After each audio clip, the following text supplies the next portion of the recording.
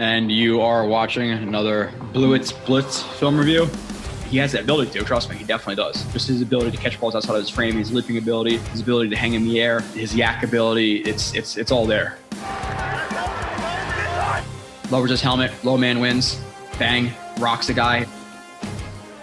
Hall running free, Brees Hall inside the 10, he's gonna score! The corners all do their job. You know, if you look at the picture right here, lock. 3rd and 1. Stevens always drilled. What a great defensive play.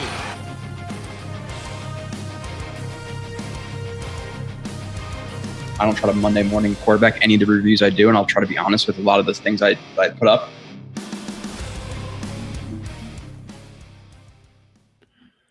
And you are watching / listening to another edition of Blewett Blitz, a live stream. Kyle, we were discussing a little bit before the show. I think a good overall word for the tone of both you and I right now is a little bit numb. Numb, depressing is another way to put it. Yeah, not fun, Joe. Not fun at all. Yeah, it's not the most fun way to start off your stream, but you get a little bit bored, you get a little bit numb to it. We've been watching the same type of stuff, gift wrapped in kind of different ways, whether it be the Geno years or the Sanchez years, or Bulls coming, McCagnon, Izek, whatever we've been through in the last 12 to 15 years. But it always ends up being kind of the same thing. We ended up at, in the same spot. Last year there was a glimmer of hope for the first couple of weeks. Obviously 5-2, it got pretty exciting there, even though it wasn't necessarily behind the quarterback. But then we finished the year on, was it a 6 or a 7 game losing streak? So they were 7-4 at one point. Then they lost the last 6. Okay, so 6 game losing streak, and then obviously you have week 1 where the entire offseason you build up to this moment, and it lasts 4 snaps, then you win that game. So you're kind of excited for the game, but even in that game, you're still disappointed because you know what's coming for the rest of the year. But the fourth quarter you rally. There's a lot of fans there, so it's exciting. Week 2, you go. They get their ass kicked.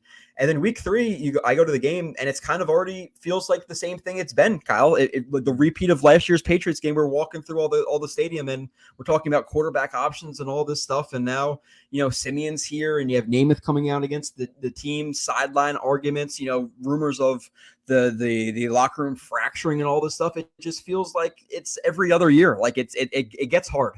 And I feel bad. I feel bad for the fans. I feel especially bad for the people who go there for the road trips, season ticket holders. I've been going to games for quite a while. Kyle, you've been to a few games with me, and I've been, first year season tickets in 2012, and have been to, if not hundreds of games since then, or something like that, with plenty of road trips. So the fans who go there, Patriots week, Kyle, you didn't really want to go. A lot of my friends didn't want to go to the game because you go there and walk into the stadium. It's like somber, kind of what's going to happen. A lot of people have that bad, mojo. And I think the Pats scored. Dude, how much shit were we talking to Pats fans before the game last year? And then I remember seeing those same fans right by our tailgate. And then after the game, and it's just like, as poorly as Zach. Well, actually, that wasn't. I mean, he was actually really awful in that game, although he did have a couple nice plays. But the interceptions were just mind-boggling. And then those same fans afterwards, like, "Yep, all that shit you were talking." It's like, yeah, man, it was. Yeah, you walk into this game. You walk into this game. It's rainy. It's cloudy. I think they scored a field goal on their first drive. I believe it was their first drive. Honestly, I'm numb to it. We're I don't even remember the game at this point. And I watched, and the bad thing is, Kyle, I've been doing film for a while. I usually get excited about doing the film shows and stuff. I didn't do a film show this week. I was just I really don't want to break this down. I get there's exciting pieces to watch with, Q or Titman or how did this guy play, but overall it's the same kind of stuff. I was so excited for a quarterback, and now to have us be where we are already. It's just it does suck, it feels like the last year Jets. I feel like we're in the kind of the same place we were at the end of the year, where they lost to the Lions, they lost to the Jaguars, they lost to the Dolphins at the end of the year. I feel like we're right back there, but now it's not week 15, 16, 17, it's week 3. And we talked about so many problems that we had with this team going into the season. We'll get into the quarterback stuff in a little bit, and plenty of other coaching decisions and stuff they talk about with the depth chart, that they want to see more snaps of guys when they're in control of the roster, and the depth chart, and how many times people see snaps in the game. So that's frustrating. But yeah, it just feels like we're in the same place. There was no excitement in the game. It's 3-0 early. They scored. It's 10-0, and there's no juice to the stadium. And I feel bad for even Fireman Ed. I saw that video on that Fireman Ed put out this week, Kyle. I don't know if you saw it. No, I didn't. It was NY Jets fans or whatever put it out, Jay and those guys. And it's like, solid because I guess Rodgers said something about the Jets fans, like, don't boo or whatever. Like, I expect fans to be there, whatever he said this week. Again, I don't even completely know because I've been completely tuned out of the Jets stuff. But Fireman Ed came out and was like, oh yeah, like, we were there last week. We're going to be pumped up this week. The energy is going to be there. I trust the team. And it's like, ugh, like really, then you see like Woody Johnson putting stuff out like, oh, there's going to be a lot of fans out there this weekend. I'm like, yeah, it's going to be like 35% Chiefs fans, 20% Taylor Swift fans, 50% Jets fans. There's going to be like 60,000 people there, maybe 65, 70 because of Taylor Swift, maybe even sold out. I don't know. Taylor Swift is like a phenomenon that I didn't even know could exist in like today's age, but apparently it does. So it's just not going to be exciting. And then the rest of the year, we have the Eagles, the Chargers. It's just not the most fun, Kyle. Jags game again last year, Lions, the Bills game late in the year. It just, I don't know. 33 points in 3 games. It just feels like it's the last same 10 years. But same old Jets, like the title. 33 points in 3 games, and you're watching the Dolphins put up 70 and could have broken a record. It's not ideal. Yeah. So regarding what you said about like, not putting out a film review this week, and I'm thinking like, you don't have to, Joe. You got a lot of stuff going on in your life. You don't have to. And that's kind of like the mentality that I've kind of adopted recently. It's like, so, I know that, both of our stress of the team sometimes, like, I guess we like, well, I'm more so speaking like, sometimes my wife sees how much I almost feel bad for her that she has to see me kind of like depressed or whatever because, oh, my football team's doing bad. And it's like, oh, I feel this obligation that I have to watch them every week and, then watch the coach's film when it comes out and, watch this prospect when they sign them and, watch the guys that they might draft. And it's like, when you get older and more mature, it's like, yeah, I don't owe the Jets anything. What have they done for me? And it's some people listening to this must say, oh, well, this is a fake fan right here or whatever. It's like, nah, man, I'm not saying I'm going to go switch teams or anything like that. But at a certain point, why do you need to keep devoting your time and money to a team that's just, sucks? Yeah, I think the time thing will always be there. Like I'll always watch them and I think I'll analyze it and all that stuff. Now, the Gase year, I think I quit for like 3 or 4 months. I'm not not doing any of that now. I'm not saying any of that, but there was a time in the Gase year where I was like, I'm done doing this. So it gets to that point. Like I would always pay attention to it. I would always watch it. I would always follow people on Twitter and put out tweets and whatever. But when it comes to like the film and, buying jerseys and going to games and going to road games, like I was thinking maybe I could fit Vegas in this year. Maybe I could figure out a way to take personal days and get there. Why am I going to Vegas now? Unless Trevor Siemian becomes some Mike White phenomenon and actually can carry it through more than, a game or two. Other than that, I don't think I'm going to pull off the financial, hurdles I have to go to or go through or over to get to that game. So, yeah. It's just what it is, at this point again, kind of numb. Like you feel angry after the game. I'm going to say this and that. And you get to the stream. It's just like, all right, well, we'll see what happens with the Chiefs. Hopefully they can shut them down a little bit, get a pick 6 and make it interesting. I don't know, but some people watch this like, oh, well, why can you be so mad at the team? The team, they did so much to try to make you happy this year. They went out and they made the big trade for the veteran quarterback. It's like, yes, they did. But at the same time, they're choosing to stick with Zach Wilson. I mean, you could, if you wanted, you could make a push for Phillip Rivers. Tell me Phillip Rivers couldn't have had a legit shot to come off the street and win that game this past Sunday, right? Yeah, the only thing I will say is there's plenty of more options I would explore before Phillip Rivers. Can I just put that in there? Who else? Okay, Tom Brady. Sure. Dude, not even Tom Brady. Like Colt McCoy. Colt McCoy's out there in free agency. And you would want Colt McCoy before Phillip Rivers. Yeah, probably. Yeah, at this point, when I watch Phillip Rivers, I don't think he has anything left. I don't think he has anything left in his arm. I don't think he's his arm. Like that anymore. He's never had a great arm, truthfully. No, I know. I mean, the dude throws with tremendous amount of anticipation. But it's been 2 years. I think once you get those years off, you're done, man. He's done, in my opinion. But regardless, I understand what you're saying. Colt McCoy's got a rag arm to begin with as well. So. Oh yeah, so does Trevor Siemian. And like the thing that's frustrating to me about this whole thing, and again, like I want to put it in some like elaborate way and all this stuff, and we'll talk to the chat in a little bit. But we kind of already led us into the quarterback thing. But it's like we were bitching about the whole quarterback situation for the entire year, Kyle, and we've already said that how many times. We don't have to reiterate it, but we said it for however long. And the thing is, if you're bringing in Tim Boyle, if you're not confident in being your 3 or backup to Zach Wilson, and something happens, then why is he here? You know, is he here to just develop Zach Wilson? Well, then if he was here just to develop Zach Wilson, why don't you bring in another quarterback you're confident in playing? Like, we knew that Zach Wilson cannot play this year. We knew how bad he played at the end of last year. And you come to this year and he's your backup when you know he should be on the bench for the entire year. So if it's not Zach Wilson, it should be Tim Boyle. That other quarterback should be the guy. And now he's just sitting on the practice squad, not obviously ready to start or do anything because they brought in Simeon. So what is Tim Boyle's role here other than to help Zach Wilson? I guess, like, to teach him the offense.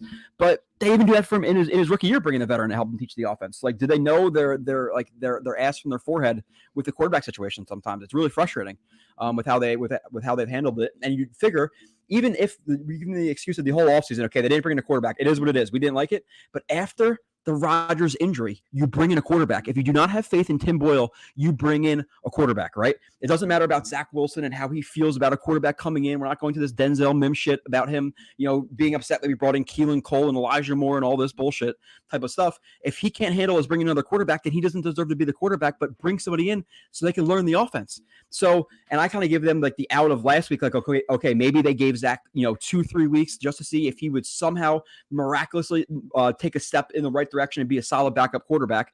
But clearly he hasn't taken a step in the right direction. But they should have had some insurance and got a guy like Simeon. But sorry, like I was saying, I got off track there.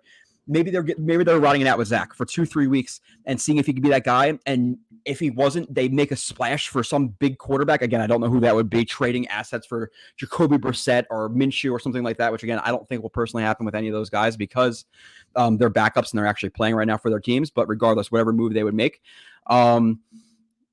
Zach has failed, and they bring in Trevor Siemian. It's like a guy we could have brought in 3 weeks ago. Like, why not bring him in 3 weeks ago? What is the point of not bringing him in if Tim Boyle is not ready to start? So it's not like they made a splash. They just brought in Siemian to quiet the noise, or like, what is it? I don't understand what happened. I truthfully don't have a good answer for that either. Yeah, you had the guy in your building. Right way, but granted, he got hurt, but I mean, has the guy really ever been impressive anywhere he's went? No, I don't think so. I mean, like he was on the street for a reason. So I really don't get it, truthfully. But if you were really serious about winning football games, and clearly you were, if you went out and got Aaron Rodgers and you really want to salvage the season, there's a ton more options that you can go with other than Trevor Siemian. And, we could talk about a gazillion other options and stuff too. People on the stream last week floated out the name Matt Ryan. That was a name that we also talked about in terms of backups and stuff. Nobody really has interest in Joe Flacco, understandably so. No, that was terrible. Top 20 on the roster last year. I'm just joking. Yep. He was to at least somebody in the world. He was top 20 in the roster. So yes. Hey, he had some moments. Anyway, man. Let's be honest though. He was definitely better than Zach Wilson. Like if you're talking about the totality of the amount of snaps that the two of them played last year, who was better? Joe Flacco.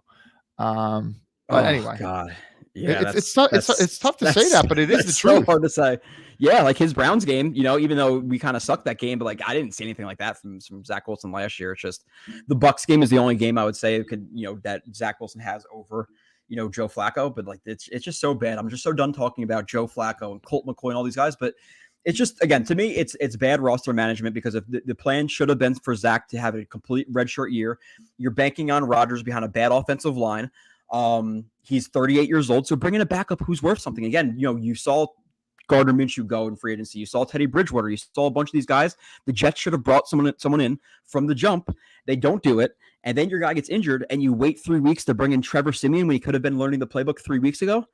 And again, Tim Boyle's here for no reason. Is it because he's Rodgers' friend? And like, did they wait? Do you think it's a Saleh thing, Kyle? Or do you think it's a Joe Douglas or like Woody Johnson thing where it's like, hey, we're concerned about this kid's confidence or whatever it may be? Like the quarterback decision isn't in Saleh's hands because we saw him like choking down words or trying to get words out. The other day at the press conference, which hard to watch the press conferences, which I haven't called all of them, but you see the clips on Twitter and he's saying like Zach's the best option and all this stuff, which people are not talking about him fracturing the locker room because of how much faith he is pouring into him in the media. So like there's so many different problems from quarterback to their offseason moves with how they handle the quarterback situation to their reluctance to go away from Zach, their reluctance to go away from certain veterans in certain situations, them saying they're trying to get guys in the field when they have control of the offense and they can get those guys in the field. And it's not even a thing where like we want to see people who are bad. We're seeing people who are outplaying guys who are starting and then them be this rah stuff about, guys earning their reps. And Ruckert plays one snap this week after talking last week that they want to get him more snaps. That's amazing. Like, what are we doing? And like Hardman, we questioned this signing from the beginning about how many snaps he's going to get, his actual role in this offense. But Cobb versus Harbin, Harbin saw how many snaps last week. Like what are we doing here with the and the offense just running on first down and the quarterback decisions and Saleh handling the media and the locker room fracturing and Namath coming out? Dude, Kyle, it's week 3. It's not even the end of September. How many years have this been where it's week 2 or 3 and the year is over? And now again, all of these problems already. We're not even running through week 4. It's not even a quarter of the season, and we're already talking like this. And Simeon is the answer if Wilson goes down. And hey, in a great world, Simeon brings us to 7-8 wins on the high end. That's the high end for Simeon. Again, maybe it's 9 and I'm shocked. Something like that. Again, being positive, probably. Like that's our year compared to what it was supposed to be. And I know, again, we're bitching about the past and what happened with Rodgers. But again, I said I'm not getting over it until the Jets win a Super Bowl or they make the playoffs or whatever it may be. And we're going to keep harping to it what would have happened with Rodgers and all that stuff. But it's not just a quarterback position. It's like a multi-layered problem right now with the entire team, fan base, everything. It's crazy. I don't know, man. Any fan out there, Jets fan, that's happy with 7-8 wins, I don't know what to tell you, man. And I think overall this tweet had a positive reception, but I said something like, I've had more fun rooting for the Jets to lose in recent years than I've had rooting for them to win. Dude. And if you're telling me would I take 7-8 wins or would I take another 2-win season, I'm sign me up for the 2-win season, man. Kyle, you're right. You're right. Like, and it sucks to say that, right? But if we had to sign a contract right now for the 15th pick, like we had last year, the 13th pick, the 10th pick, whatever it may be, one of those type of picks, or the 2nd or 3rd pick right now, which I legitimately do not think there's any world where we're worse than the Brown or the Bears and some of those other teams at the bottom. So maybe pick 3 or 4. But how many quarterbacks come out? Like, if I could sign a contract right now for the 2nd pick, okay. I would do it. At the end of the year, at best, we're going to hope for 8-9 wins. For the long-term success of this franchise, them tanking would be the best thing. Again, fairy tale land, that's not happening. The Jets are going to win, in my opinion, 6-7 games. They're going to be in that 12 to 15 range, whatever it may be. Their defense is too good. They're playing teams like the Texans, the Commanders, again, who have impressed even more so than the Jets right now, but they're going to get some wins to not put themselves in that bottom 5 or anything like that. So you're not going to be able to necessarily get that quarterback. So we're going to be in that purgatory again, which again, it's been happening for forever now. And really, like, it's almost to the point where it's just like, I almost want to just fast forward my fandom to August of 2024. Because at least next year we'll talk ourselves into the hope of the next first-round pick, however they're going to address the offensive line in the offseason. Maybe they do something with the receiving core, whatever it may be, or they just don't address positions like they did like this year. They don't get a quarterback. They don't get a real number 2 receiver after Corey Davis retires. They signed Dalvin Cook for $8.5 million, which is way too much. They signed guys like Laken Tomlinson or Jordan Whitehead, who we initially didn't like. So, we've been defenders of Douglas for a long time, Kyle, but there are some questionable moves in terms of how he's handled the quarterback situation, the tight end position. Again, the rookie OC, the rookie head coach, rookie quarterback, combo, free agency moves. Obviously, there are questions about this, and it's almost getting to the point now. And again, we're getting to the chat, and we're just getting into a bunch of like tangents right now in a bunch of different directions. But it's almost, you had a lot of hope for these guys in the offseason with the Hard Knock stuff, but it seems like that's all dissipated in 3 weeks. So there's no excitement for that anymore. But if this doesn't work out with Rodgers, there's obviously a very clear avenue where both these guys are gone in 2 years, and like we have to do this all over again. And then is Sauce back? Is Garrett back? Is AVT back? Are these guys back? Does the new guy want to make his new stamp on the roster? Because next year we can all have hope, and I do. I hope they win the Super Bowl next year. But what's to say that Aaron Rodgers doesn't come back and we get to the wild card rounds and he retires and he has a tough year after trying to come back from an Achilles injury? That's just as likely for Jets fans. If anything, that might be a high ceiling for what we typically see. Like, I'm sorry to be so negative, but this year was supposed to be a Super Bowl, and it turned into this. Do we have so much hope him coming off Achilles injury at 39, 40 years old? We'll see. Has it ever been done in the NFL before? Has any player, granted, he's a quarterback, so he doesn't have to, plant and things as much as, but any player come from a torn Achilles at 40 years old? Yeah. And it lasts a year, Kyle. And then let's say, they had a disappointing year. Does Saleh and Douglas get fired, for how they handle the quarterback position? Because listen, and I'm not trying to be this guy, but Sunday Night Football, if as soon as Zach Wilson goes 3 and out once or twice, there's going to be boos. I was in the stands as there should be. There's already boos. And people listen, I'm not going to get to anybody. I'm not going to talk about anybody specific on Twitter, but there's people saying oh, we shouldn't boo Zach Wilson and all this stuff. Dude, listen, Not dude, listen, females too, but whoever, listen, I've been to plenty of games, and the shit that the fans sit through for the last 10 years, if a guy is playing on the field who doesn't deserve to be playing, I think the fans have every single right to boo that player, because if anybody else is playing like that at any position, the Jets should bench that player, even though, Uzama does and all that stuff, and they don't. But regardless, we're talking about Zach Wilson, who has been Ryan Leaf, Jamarcus Russell, Blaine Gabbert, type level, Josh Rosen type numbers in the last 2 years or 3 years with the Jets. So when he's consistently pushed out there by the franchise, and that's their guy, and they're backing the media and all this stuff, whether it be Douglas's decision, Sal's decision, I think the fans have the right to boo that product. Of course they do. They absolutely do. And, some players use the boos and stuff as motivation to get better. Like, Tom Brady in retirement is, talking about the little extra things that give him the juice. I saw this clip that was being shared around that, he didn't really have friends on other teams. And the guy's like, well, what about former teammates? He's like, yeah, to an extent. He's like, but, I always wanted to be in it with my guys. And, if I was, one thing that annoyed me a little bit is like, immediately after the Dallas game and this past game, like I see a bunch of these, players like already exchanging jerseys and like big smiles on their face. And it's like, and by the way, Quinnen Williams is one such person I saw having a huge smile on his face, dabbing up the person from the other team. And I understand, like, people, your friends or whatever, you maybe played college ball with them or whatever. Yeah, there's a lot more like training with like Exos and all that stuff where you meet people. Definitely more so than back when, like we're already saying this, we're 30 and you're a little bit older than me, but like back in our day, the 2000s football guys, I don't think we're training as much together and all that stuff. So there's a lot more like interconnectivity between players. But I get where you're going. I definitely do. My point is just like a big, like literally the game just immediately ended and you're smiling ear to ear. I mean, it's just, I don't know, to me, I get it. Like, some of these guys, maybe they don't even care so much for like winning. Oh, I just do it for the contract and the money or whatever. But I don't know. I personally am not such a huge fan of that. But so someone like Brady, he doesn't strike me as the type of guy that would be, dabbing people up and, right after the game smiling, especially after a loss. Maybe he does it sometimes or whatever. I mean, like I did see after he played San Francisco last year, he's, shaking people's hands and stuff. But anyway, so it's like the whole thing with booing Zach, like, people can air their frustrations out, and it's your job as a player to use that as motivation. People can, they spent money on the ticket. They can choose to do whatever they want. I don't know. That's a rambling tangent right there. No, I agree. Like, especially we've been exposed to this product. Like, let's be fair. Jets fans, and sometimes I'll shit on them for not being at the games and not making noise or whatever. Like the 9/11 thing was great, obviously, with how we respond with the Rodgers. And like I felt the juice in the first time in the fan base in a really long time, Kyle. It's been since 2015, like that Pats game, that Bills game.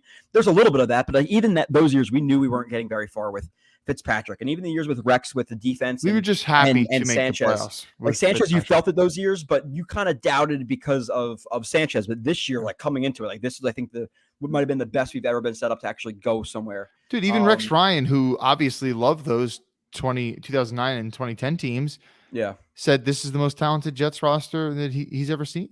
And the difference is quarterback. So we had that excitement again. And after being exposed to what we've been exposed to the last couple of years between Gase and the end of McCagnon and Bowles and the end of Rex with Izek, and you're going to continue to push out a bad product and back him in the media. Again, we've been the most tortured fan base pretty much at least the last 10 to 15 years compared to any fan base in all of sports, Kyle. Like I think fans deserve to boo. So like, listen, those fans on the boo, that's kind of ridiculous. Browns and stuff, like they've gotten the first overall pick. The Jackson Jaguars, they've been to an AFC championship game back in 2017 and almost won it too.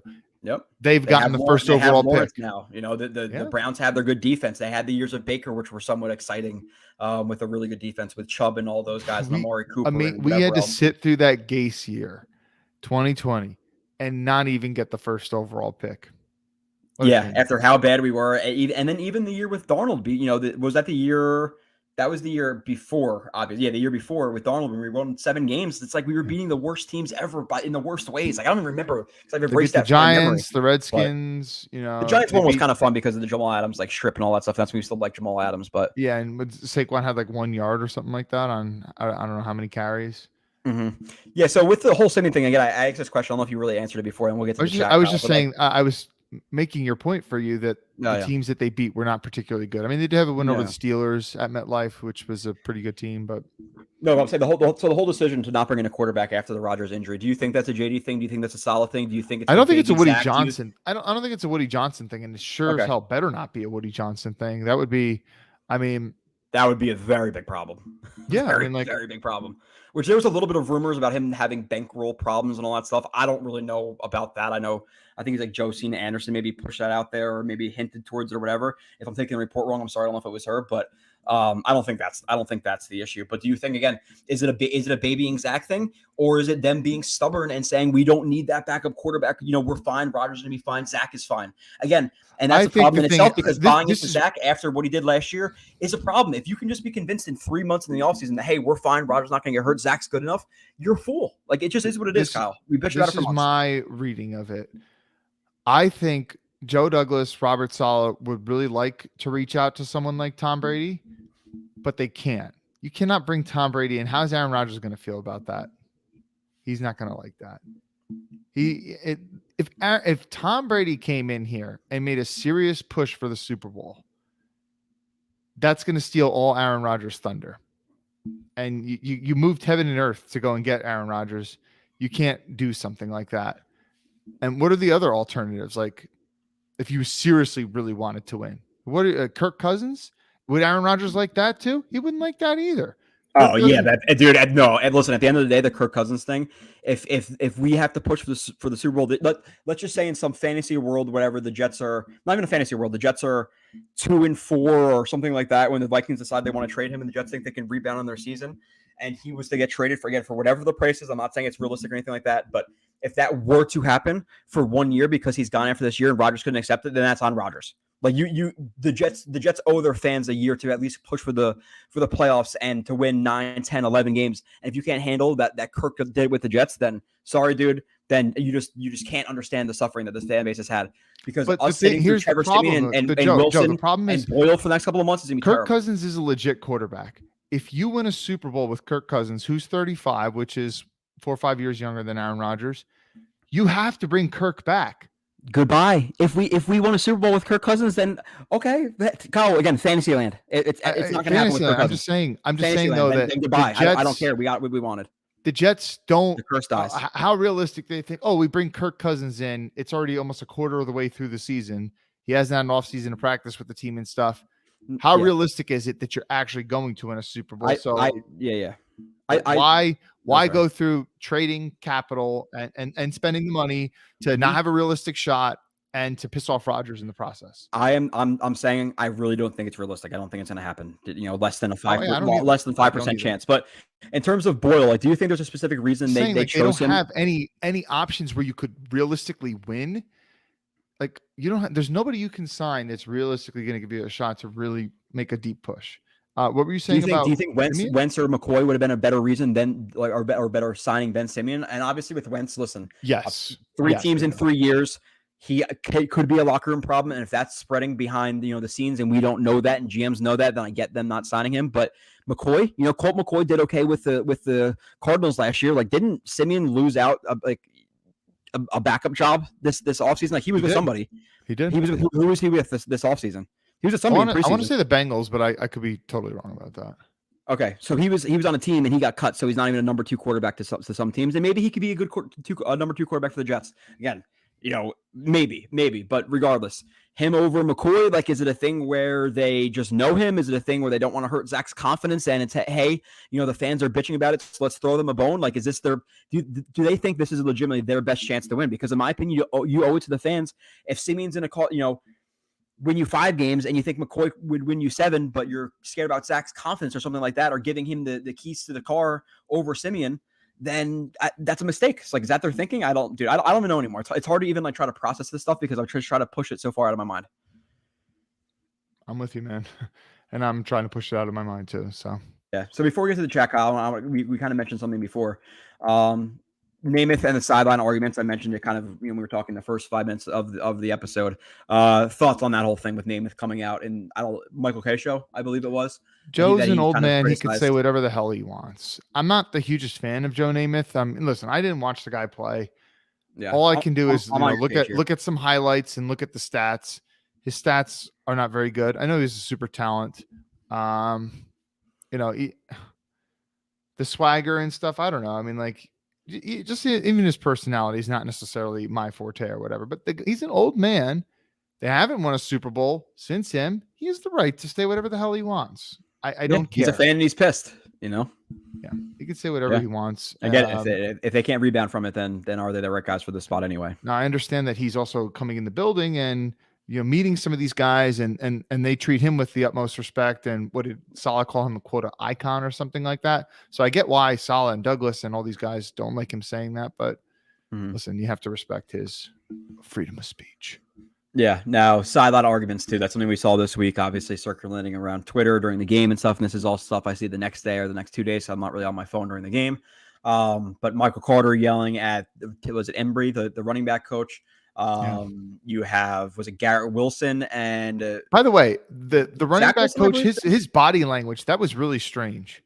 He just walked away, kind of like ducked his head. Yeah, but he kind of like shrugged his shoulders and stuff and put his head down. It's like, you're a coach, man. Like, you're supposed to be the alpha in that relationship. Granted, like the player could kick your ass, but like, don't let the player disrespect you like that. I mean, that was that was my whole. I mean, I don't know what the hell was said, but it looked like the player just kind of like bitched him out, for lack of a better phrase. Yeah, and you've heard a little bit of rumors. I think again, Josina Anderson said like, and I think other people have hinted towards it on Twitter, some beat reporters and stuff like that. Like there are inklings of people. Specifically, I'm sure the defensive players getting a little bit pissed off because, listen, at the end of the day, for the players too, like they saw what happened last year. They knew what Zach Wilson was. Mm-hmm. They bought Mike White shirts. They backed him. Flacco came into the game over Wilson late in the year. Like they know what he was last year. And I'm sure Garrett Wilson and Breece Hall and all these guys are pissed that they're pushing this guy out there again. And Saleh's coming out in the media and backing him. And again, he's in a hard spot where he can't necessarily say, oh, he sucks. But at the same time, you don't have to praise him and say like he's this improvement and that improvement. He's so good here and all that stuff. Like say he has to play better. And it seems like Saleh got a little bit more confident once Simeon got here. And I think the comments like a couple of days ago were now like, oh, he has to play better. Where 3, 4, 5 days ago it was, oh well, Zach's great at this and that, and he's taking steps here, and people can have whatever thoughts they want, whatever. But like the players, I'm sure are pissed too because they know that he should not be playing quarterback. Like you see it on the teams. Josh Dobbs come in, Baker Mayfield come in after 3, 4, 5 days of practice, whatever that was last year. You see a bunch of backup quarterbacks come into games and at least have some success. We've had 33 points, I believe, in 3 games, right? 33 points, 10 points last week, wide open receivers. 33 points. The Patriots some of those came off special teams, and one of them in the Bills came off a turnover. Yeah, I don't think I counted them. Yeah, one was a Breece Hall run that we got a field goal off because we couldn't finish. But like you're talking about some quarters already having like 6 yards and stuff like that. Like in the Cowboys game, I think first quarter we had 7, 12 yards, whatever it was, and it's just like crazy that the offense is this bad in 2023. Like I get the problems that we're going to encounter because of Aaron Rodgers and stuff, and save me the excuse of the the offense and changing it to Zach, which you do somewhat because Aaron Rodgers is a different level thinker than Zach, but still it's not a completely new offense. Like the whole he has to adjust for 2, 3, 4, 5 weeks thing is a little bit of bullshit to me. But there are guys out there doing it. So for them to keep pushing this out there for the offense and for the defense it's like a malpractice at this point. They keep pushing this kid out here. So you don't bring in a backup quarterback. Now Simeon's going to take a week or two, whatever. You're obviously going to lose this game. If you go to Denver next week, Kyle, and we lose to that team when Zach Wilson's the quarterback, like, dude, like we're after getting they just gave up 70 points as well. After they gave up 70 points, Sean Payton, like at that point, because listen, we all expected this week. Last week sucked. This week we expected, so we're gonna just go into the next week. We're gonna water off a duck's back because Jets fans are used to losing. But now you're at 1-3. You go to 1-4 in Denver, Kyle. What happens next week? Then is it Simeon? He comes like at that point. Honestly, I'd rather have Simeon this week. I'd rather see Simeon next week. But with that being said, it can get very bad very quickly here. It's very bad early. So I guess we'll get into the chat. Obviously, again, sorry for the negativity. I mean, listen, if they want to save their jobs, they have to do something at quarterback because I just don't see how you could stick with Wilson. They owe the team something better than Wilson, Kyle. And like, last week with the whole Dallas game, like, okay, a little bit of hope. He was better in the pocket. He's more accurate. And he's been more accurate this year. But a little bit of hope that maybe he could just be a decent backup quarterback. And then just like he always does, maybe a decent game and then 4 or 5 terrible ones where he can't hit open receivers again. And the Pats were just sitting inside. Like how many routes were to the sideline and they were just sitting inside because they knew Wilson would not throw to the sideline. He was so hesitant. There were so many plays where or there's at least a couple plays where I saw Garrett Wilson wide open, Garrett and Lazard wide open, him looking at guys not throwing the ball, drag routes underneath open that he's not throwing the ball to for Yak, checking the ball down again on 4th and 10, whatever that was, taking a sack, rolling into pressure with from Becton and falling on the ground. Obviously, he didn't just fall down and fall down. He kind of hit himself into Becton, but like it was very, very bad again. And these guys in the locker room know like this has to end because we have to at least try to win a few games. And with Zach playing the way he is, if we play like we did against the Jaguars last year, the Lions last year, etc., we're only going to win 4 or 5 games. It's the truth of it. And I don't think the locker room can handle that. I just don't. Of course not. I mean, in a season where you were predicted to be, as Aaron Rodgers said, one of those 6 to 12 teams that has a shot at the Super Bowl, and then it's the complete opposite. I mean, like, it's so depressing when you think about it that, we were going to have a top 5-ish quarterback this season, and literally they have the worst starting quarterback right now. I can't think of anyone else starting NFL games right now that's worse.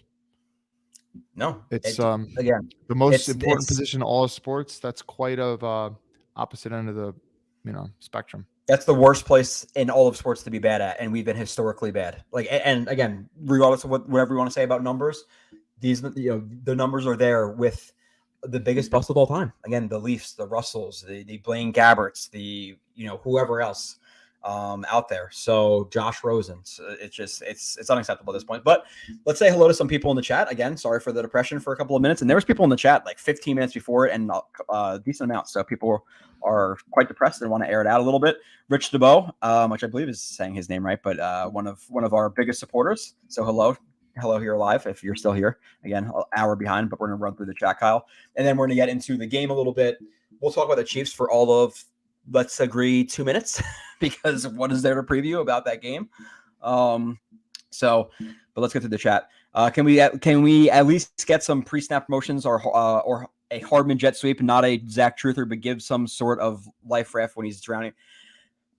Kyle, and there's been some stuff on Twitter this week about, you need to let Zach do a little bit more, which, listen, do I want to see some more play action rollouts? Do I want to see some more, just high low? I love the motion where he's, the play where, he's boots to his left and throws to Uzama. I would love to see more of that. Yeah. I want to see a little bit more movement for him. I want to see more simplification for him, just like rolling it out. But again, at a certain point for Hackett, and I blame Hackett for plenty of things. Again, we shit on him bad last week. The first down runs this week were really bad as well. But there's only a certain amount you can simplify an offense before a guy just can't do it. Like if he's having receivers run wide open and Zach can't hit them, what is he supposed to do, on those individual plays? And that's kind of what we said about Mike LaFleur last year. At certain times, we didn't like Mike LaFleur, but there were certain plays where guys were running wide open and Zach was not hitting them. So, yes, Hackett's been absolutely terrible, but this game, I put it more on Zach for not seeing guys. But and that's only a little bit, honestly, because Hackett's been dreadful to start as well, Kyle. Like last week with the Cowboys game, I thought he was even worse than Zach. And this game, again, plenty of problems. Running on first down was dreadful in this game. Every single second down felt like it was 2nd and 9, 2nd and 10. A penalty, 2nd and 8, and then we didn't do anything on that play, and then it's 3rd and 8, 3rd and 10, whatever it was behind the sticks. And remember that Sam Darnold year where we averaged like 1 yard on first down every single time, and I think we even 3rd down was like 8 or plus for almost every single one that year. It feels like that again, and you're sitting there watching him like they're not going to convert this, they're not going to drive down the field, they're going to punt it. It's just it was so bad. But with that being said, again, this offense does lack creativity. I want to see Zach on the roll on rollouts more. I want to see even maybe a little bit read option. Get him hit a little bit. When you're hurrying Zach up and he's taking hits and you're hurrying up the offense, he seems to play at least a little bit better when he's on those type of rolls. Get him running for 10 yards on an RPO read option, whatever it may be. Have some quick reads over the middle, but they're not doing that either. So Zach is hurting the team and Hackett's hurting the team with the first down runs. And again, it's just like so multi-layered because you have to feel you have to cook carries. The run blocking has been struggling, and we'll give credit to the offensive line this week. This is their best week overall. But Zach sucks. Cook sucks. $8.5 million. Like it's just, we're at a low point. We're definitely at a low point. So I apologize a little bit to the chat. I shouldn't apologize for speaking the truth. Let's go to the next chat. Yeah, but Hardman overall, Kyle, we got to see him more, right? Like at this point, I don't know what Kyle played this week. I don't understand why you signed the guy for he didn't get a huge contract or anything like that, but you sign a guy for $6 million right after you trade Elijah Moore. This is a guy who should be integrated into your offense. Yeah. And here's what I heard. you and I were not going to training camp practices, but you and I read those long tweet threads from Mr. Robbie Sabo and other people. And everyone was saying, oh, Hardman is going to be very involved in this offense. Well, he's not. And I understand, oh, well, Aaron Rodgers is down. So, you switch up the offense. Okay. But how does a guy who seemed to be very involved in the offense, all of a sudden the quarterback goes down? Are you changing the offense that much? And if you are changing it that much, that's such an indictment on Zach Wilson, which is all the more reason why he shouldn't be playing. Yeah, and again, just with the whole Hardman Rucker thing, you want to play them more, then play them more. It's like, oh, we don't get enough plays. Well, maybe it's because you're not playing them more. And people will shit on Cobb for being the third receiver, and I will as well, Kyle. But again, context. I was okay with Cobb as a 5, and we talked about that. Completely okay with Cobb as a 5. I actually liked him as a 5. Cobb seeing however many reps, 50, 60, 70% of the reps, again, whatever he's playing right now, it's too much. And you have Lazard, a guy who he dropped two, maybe 1 or 2 balls this week, and he didn't fight back for at least another ball or 2. Like we said, Lazard was not. He's an okay 3. Now he's in the offense as your 2. We were okay with Cobb as a 5. He's now your 3. The plan with the offensive line, which we've talked about, Becton, they didn't necessarily replace him. Like again, their offensive line last year had a litany of problems. Right, their answer to their offensive line last year was let's bring in. Basically, let's replace George Fant, one veteran, with another veteran who, in my opinion, is worse than Billy Turner, and let's draft a guy in the 4th round in Carter Warren, a guy who's not pro ready at all, in my opinion, and that's our solution for the offensive line. And I know the offensive line had a good game this week, but the fact that ABC, and Tippmann in the middle, and Schweitzer replaces, kind of that Nate Herbig role. So yes, Tippmann was added. So bravo on that.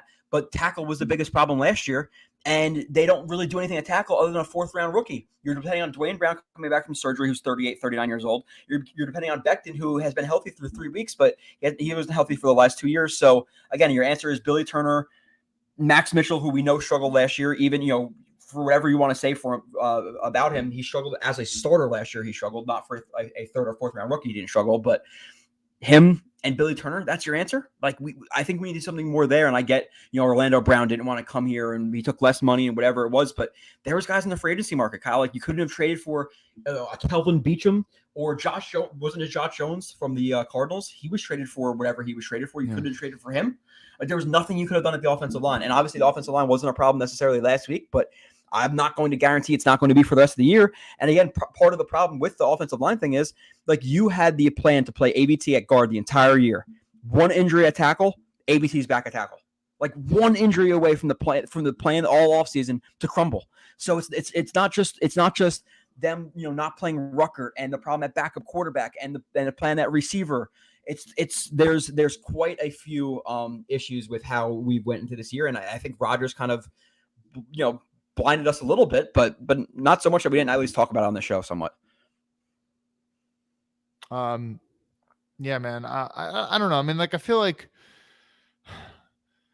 it never was a great plan to just sit with Dwayne Brown being as old as he is, and everyone made a whole big deal of, oh, he's a Warrior, man. He played the whole year with the injured shoulder or whatever. And it's like, is it the same shoulder that he's out for right now? The one that he played with that was all injured all last year? I honestly don't know. If the chat can tell us, I would love that. If you're at the bottom of the chat, I'm at the chat at 6:47 right now, so we have to do lightning round in the chat already. We got into a tangent for an hour, so it is what it is. Well, we can go right to the chat right now because I don't. No, go ahead. I want you to anything continue your super point. Insightful to say anyway, but yeah, go ahead. I mean, in Joe Douglas's entire tenure with the Jets, he has done a lot in terms of spending and pursuing people and offering big contracts to offensive linemen and spending premium picks on the offensive line. Unfortunately, some of that hasn't worked out. The ABT injury last year, also having to play him at tackle. Everyone knows with Becton. The jury's still out on Joe Tippmann, but he has put in a lot of money. But also, yeah, that's part of the problem too, though, is like, where do you pour them? And again, some of his free agent signings have been good. I personally enjoy the Conklin one.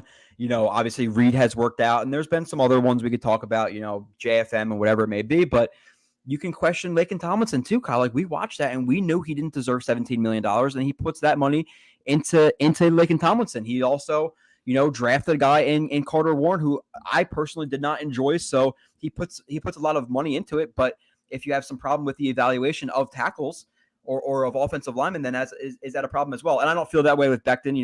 Obviously there was some injury risk, even though he didn't have injuries in college. You have to consider with that size that there is more of an injury risk than a guy who's 320 pounds. You have to factor that in.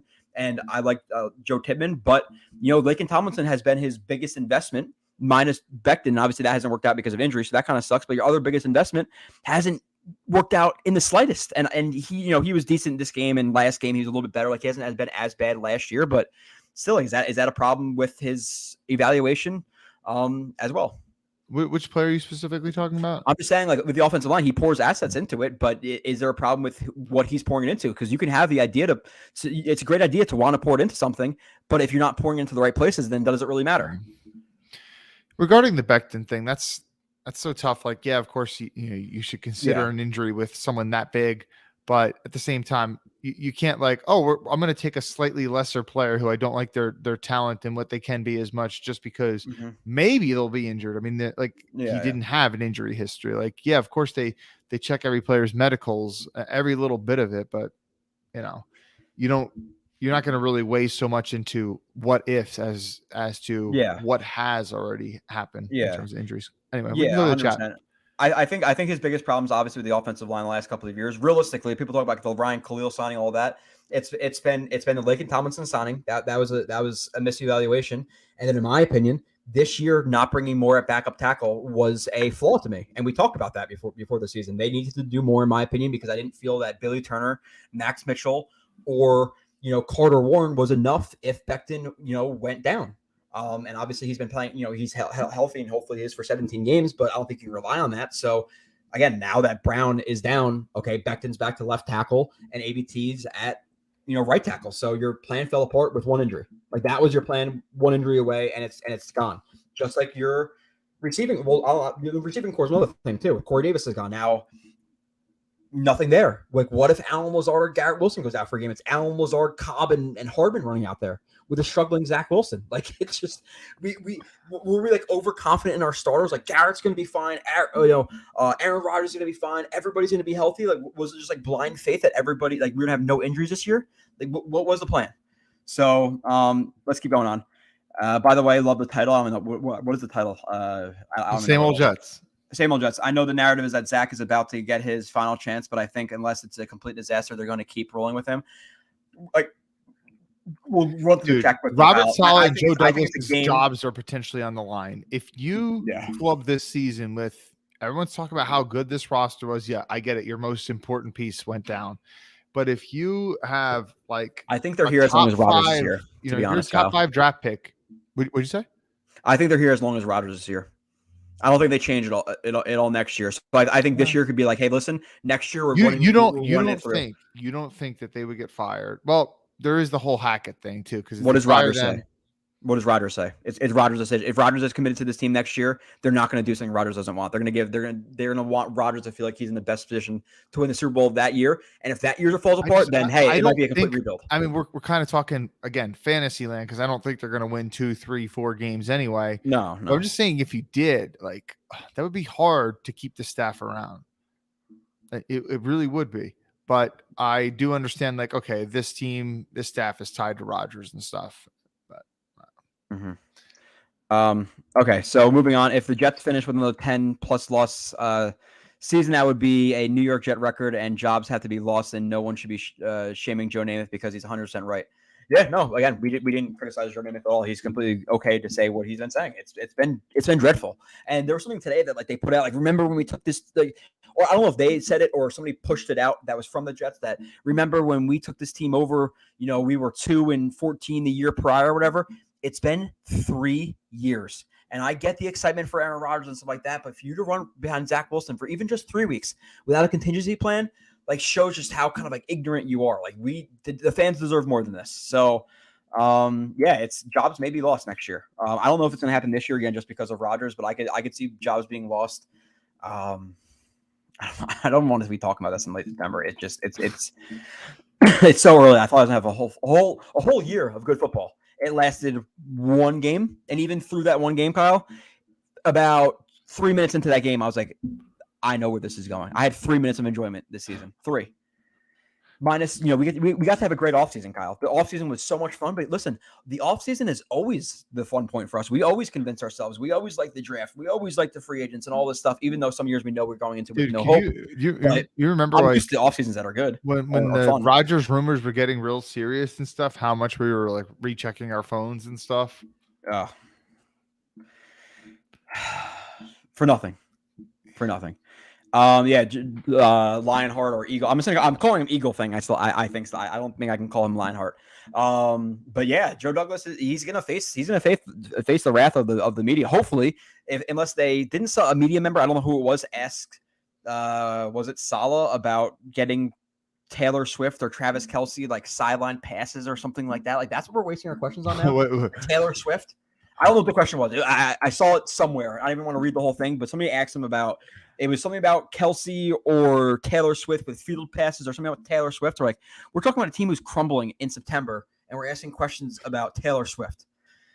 And like, God, how many fucking Taylor Swift fans am I going to see? Am I going to see Taylor Swift jerseys and shit? Like, what is it going to be like? Like, legitimately, I'm going to a Jets game. We're going to get blown out, and there's going to be Chiefs fans and Taylor Swift fans there. And I'm not going to have an ounce of fun the entire – the only thing that's going to be fun, Kyle, and the only reason I'm going is because I like Tom. I like Matt. I like tailgating. I like grilling. I like having time with them. I'm going to love watching the 1 o'clock games on the bus or the 2 o'clock or the 1 o'clock games through the third and fourth quarter while we're in the bus driving there, whatever it may be, the 4 o'clock games, playing cornhole, drinking beers. That's all fun.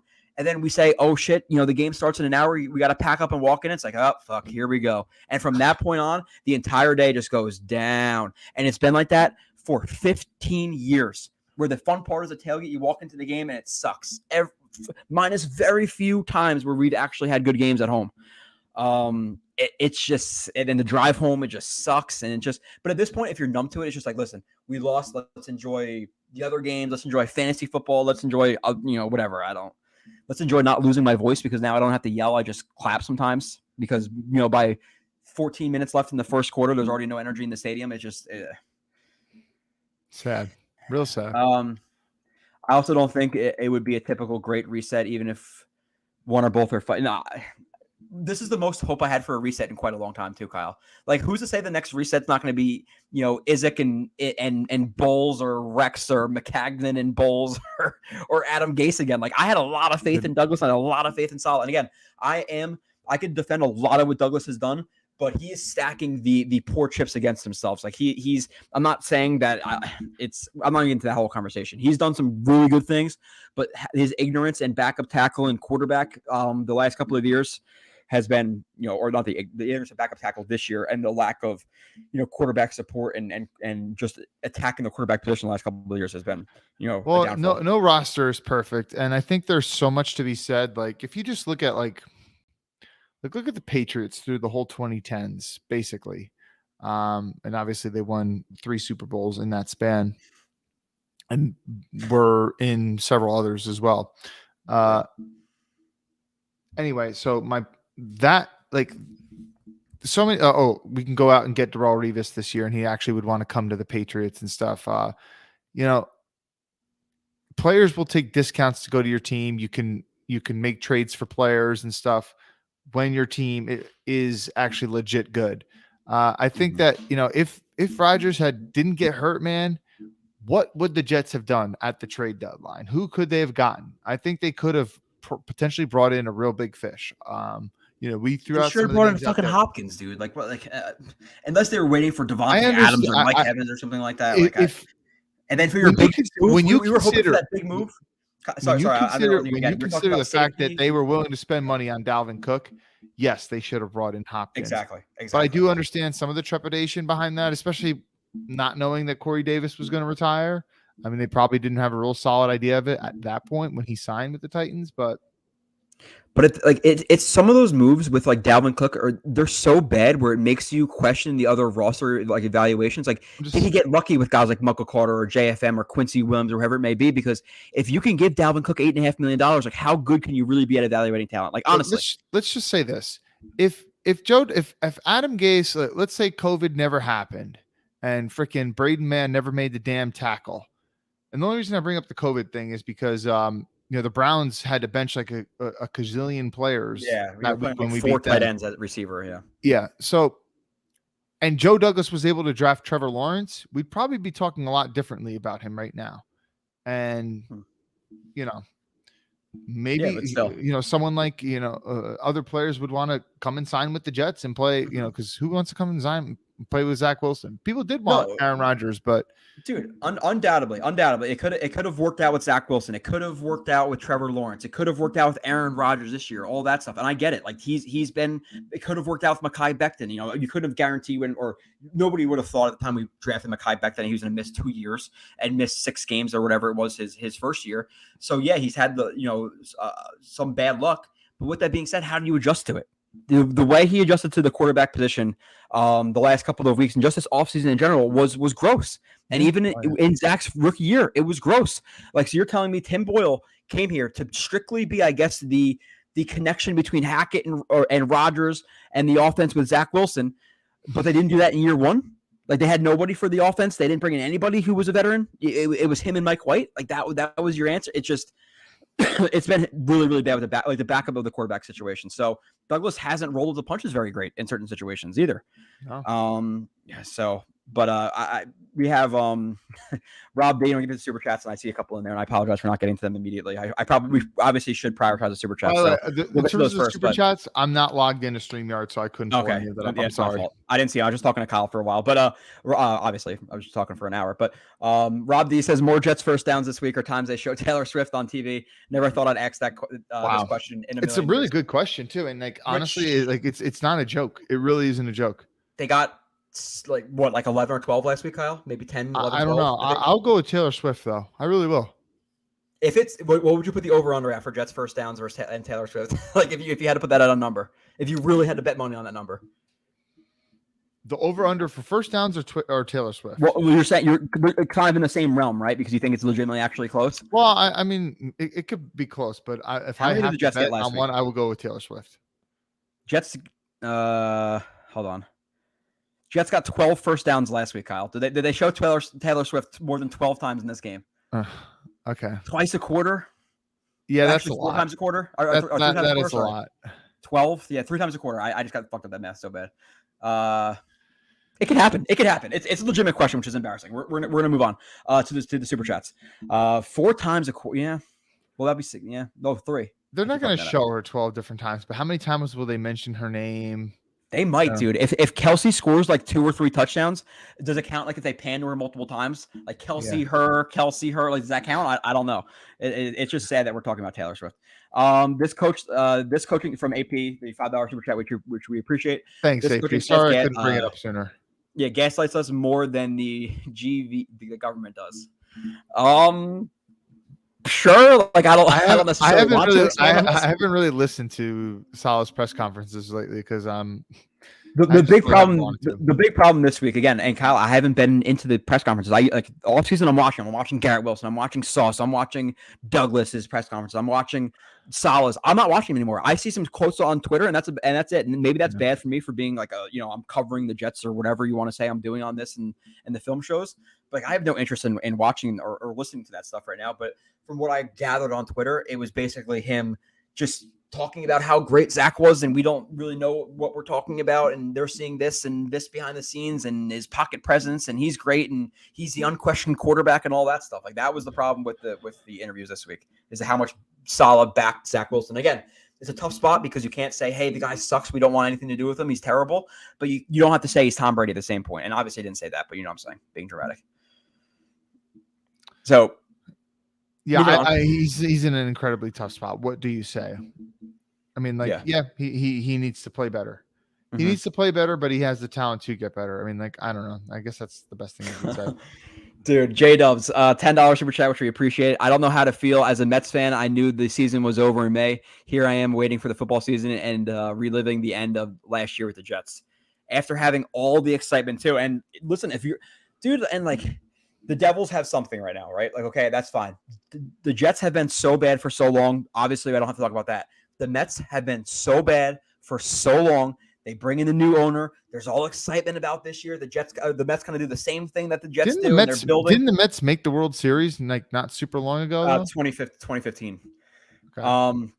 But regardless, they have this new owner change. You know, we all hate the old owner. Doesn't spend money. He's cheap. All this bullshit, and then or you know all this shit about the Wilpons, and then they bring in kind of these older pitchers that we rely on, just like Rogers. They suck, and the Mets are probably, I would say, a top 5 most disappointing team of all time. Like talking about their preseason expectations to how they performed this year. So you have them. You have the Nets. For me personally, have the biggest bust of a trio, a trio of like superstars of all time, like Paul Pierce, all those guys. They won championships. LeBron James, all those guys.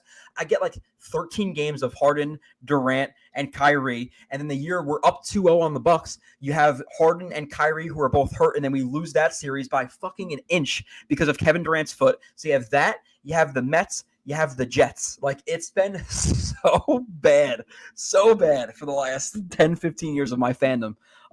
It's ridiculous. At least the Devils are in a good spot going forward, but like, holy shit. So J-Dubs, I feel this a ton in terms of just your other sports teams sucking, because really, and even the Devils, minus this last like year or two, like we had some hope and they'll be probably pretty solid this year.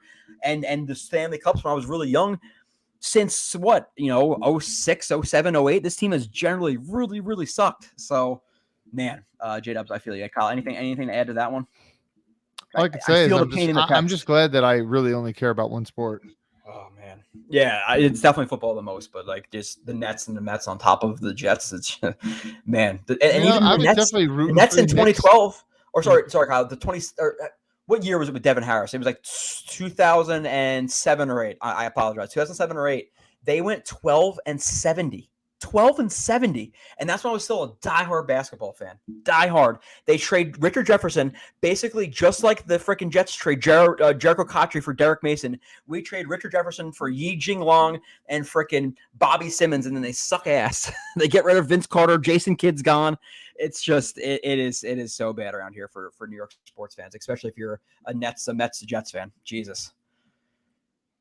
I don't know how you do it with all them sports and all that disappointment. It just, again, numbness. But this year we had that hope. We had that hope for the Jets, Kyle, and just snap of a finger, it's taken away, and you're just back to where you were the last 10 years, 15 years, whatever it's been. But we appreciate the super chat from J-Dubs, and I definitely felt your pain on that one. Andrew P, $2 super chat. We appreciate you as well. Team can win with some simple game manager to be C. What is a TBC? Maybe it's just a typo. I don't know. To be honest, dude. Again, Andrew P. We talked about this before. Thanks, Andrew. Dobbs came in. You had Colt McCoy who came in last year and was okay. You had Baker Mayfield who's playing decent with the Bucks right now, who learned the Rams playbook enough to play 3 or 4 days after he was traded for. You have plenty of backups, dude. We had Fitzpatrick could do well with his team if he was a couple of years younger. Josh McCown we've had. Like, we're talking about historically bad. Even Darnold in his rookie year could do better with this team, in my opinion. Geno Smith, when he was in 2013, 2014, could do better with this team. We're talking about a guy who it's not even backup worthy. Geno was a backup after. Darnold was a backup after. Zach Wilson is third-string quarterback worthy at this point. So a simple game manager, a backup level quarterback, the 44th best guy in the league, yeah, we can win games. We win the Patriots game last year, both of them. We win potentially the Dolphins game late last year. You maybe win the Lions game. You win the Pats game this year with just the 43rd best quarterback in the league. Am I being hyperbolic? Am I being too dramatic here? No, you're not. Yeah. Beloved Peace, $5 super chat. Appreciate you as well. I like Will McDonald, but I think drafting him was a mistake. We should have drafted on the offensive side of the ball, where whether it was a tackle or receiver. This is a kind of you don't reach. Yeah, they didn't like the kid from Georgia that much, even though he was taken before them anyway. Like, who were you going to take at tackle when you were picking? Like, who's that?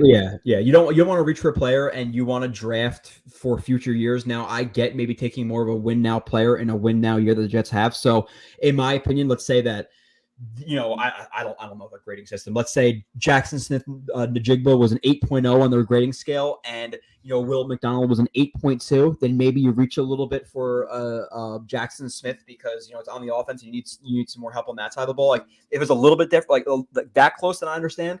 But if they didn't like Jackson Smith, there was no tackles there. What are you really supposed to do? So I'm not going to kill him for that. But after the draft, why they don't like Aaron Rodgers? Like we need a good quarterback. They make mid-level receivers look pretty good.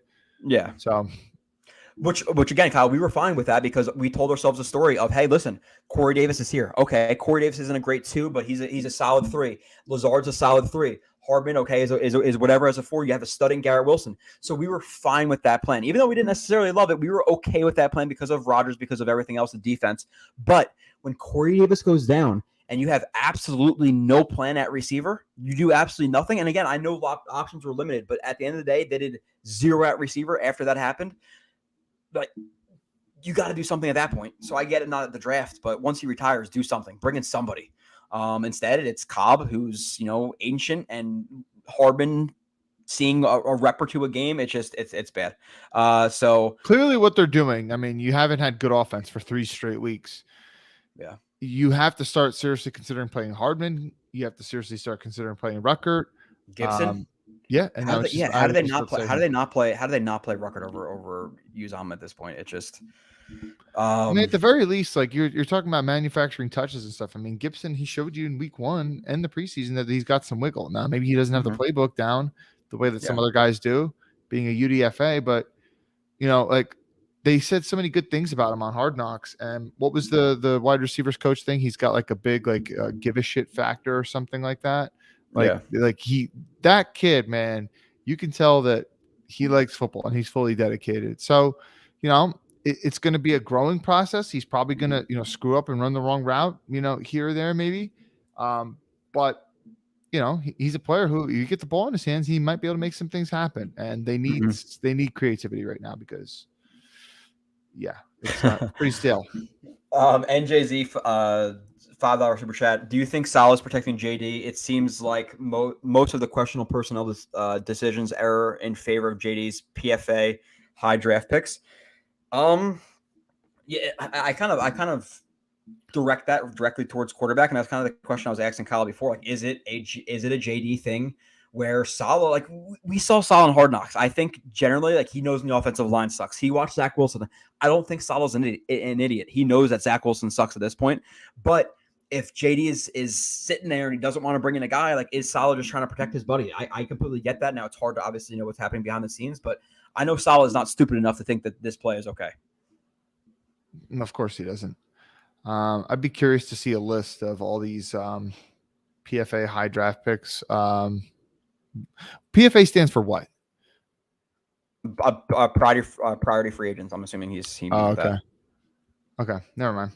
I thought he was talking about guys with like the high measurement scores or whatever. What's that? RAS? Yeah, RAS. And you can listen, the Becton thing again, that hurts, whatever. Ashton Davis, I thought was a reach. The Mims thing, that was a thing. Like if you watch him in college, okay, I completely understand the pick. Now there was things that me and Kyle are not privy to. We didn't interview him. We don't know what his coaches were saying, all that stuff. So if they heard the bad, some bad rumors about him or whatever, about he didn't like to work or anything like that, or he didn't have the best mindset, then obviously it was a mistake drafting him. We'll never be privy to that information. But we appreciate the super chat, Kyle. We're going to do, we're an hour behind the chat. We got to let around some chats. Say hello to some people again. Sorry for being so far behind. I think we are probably, actually, I can deem us the worst live stream in Jets podcast live stream land in terms of going through the chat in a timely fashion. I think we hold that ground because we are an hour behind pretty consistently in the show. And that's mostly my fault, I guess. But okay, moving on. The fact that it feels like any other year is what makes it. It's I don't know. Daniel Murphy, who is a player that is underperforming so far and a player that is overachieving so far? Jermaine Johnson underperforming. Jermaine Johnson. Yeah, Kyle, go ahead. We're gonna talk about the game in a little bit, and we'll get to the chat. But go ahead. Joe, typically, I'm going to ask you a question, Joe. I'm going to ask you a question. Answer is honestly. Okay. Can you think of one impressive pass rush rep that he's had all season? not talking preseason. Maybe one. I can't even think of that one that you're talking about. Yeah, maybe one where the quarterback got rid of it really quickly. I remember. Yeah, and that's again one rep. But continue with your point. And to preface it, Kyle did text me today. He's like, JJ, what did you? I don't know. JJ sucks or whatever you said when you texted me. So so go ahead with your thoughts. I mean, it's just like we were never a fan of really of his pass rush ability in college, and I don't see the growth. All the hype in the preseason, like, oh, Jermaine Johnson consistently is getting a lot of pressure in training camp and stuff. I watch a guy who just, he just doesn't seem to understand pass rushing that well. He's really good against the run. I'll give him that. But I see a guy who's pace level type player, but like different athletically. But despite his amazing 10-yard split and his good 40-yard dash time, I just don't see a super explosive player coming out of his stance consistently. I see a player who constantly questions how he attacks an offensive lineman. I don't see bend from him.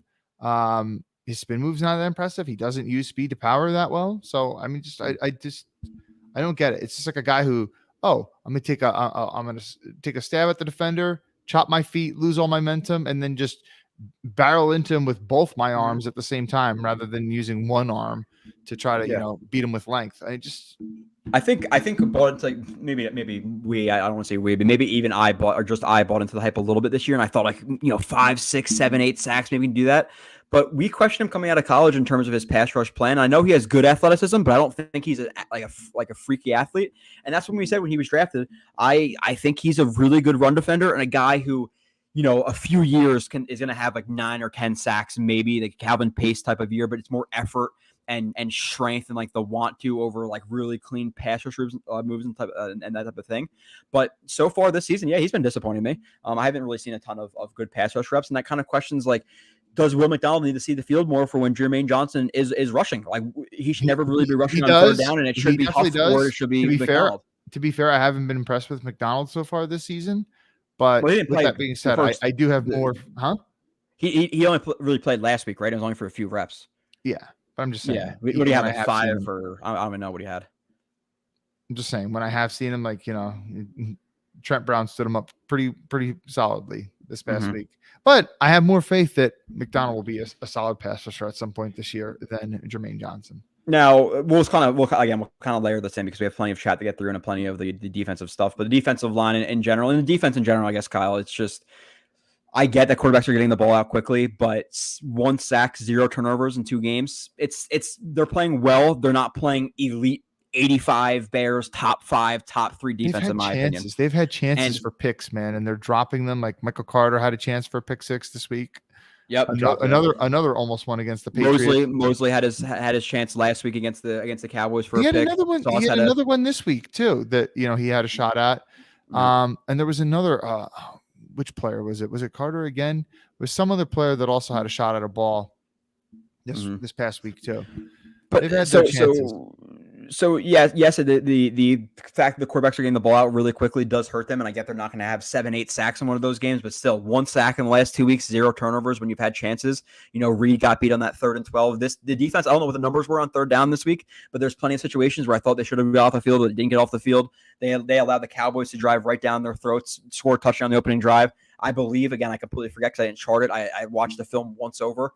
I think the Pats, if I'm not mistaken, scored their first or second drive for a field goal against the defense. So, they've been good, just not great. So the defensive line, Q played pretty well. Still, you'd like to see a little bit more for a top 3 defensive tackle. I still think he's been very good, but not necessarily top 3 level, however you quantify that. The rest of the defensive line, Huff had some nice reps. I thought JFM had some nice reps, but I give some credit to Solomon Thomas. I think JFM's had a real solid season so far. Yeah. So Solomon Thomas, his last year he was dreadful. I'm not saying he's been great this year, Kyle, but he's definitely like, backup worthy level player this year for Solomon Thomas. And then there's been some plays at Quentin Jefferson, both in pass rush and in the run stopping game where he's actually gotten in on some runs. So there's been some players on the defensive line who have impressed. Obviously, now we talk about JJ, who I don't think is taking a step. I think JJ has like he has some more athleticism to his game this year, maybe a little bit. Like he looks a little bit more loose. But overall, he hasn't really impressed. Will McDonald's off to a slow start, which we mostly expected. So overall defensive line this game, what do you think? And then Al Woods too. You just throw that in.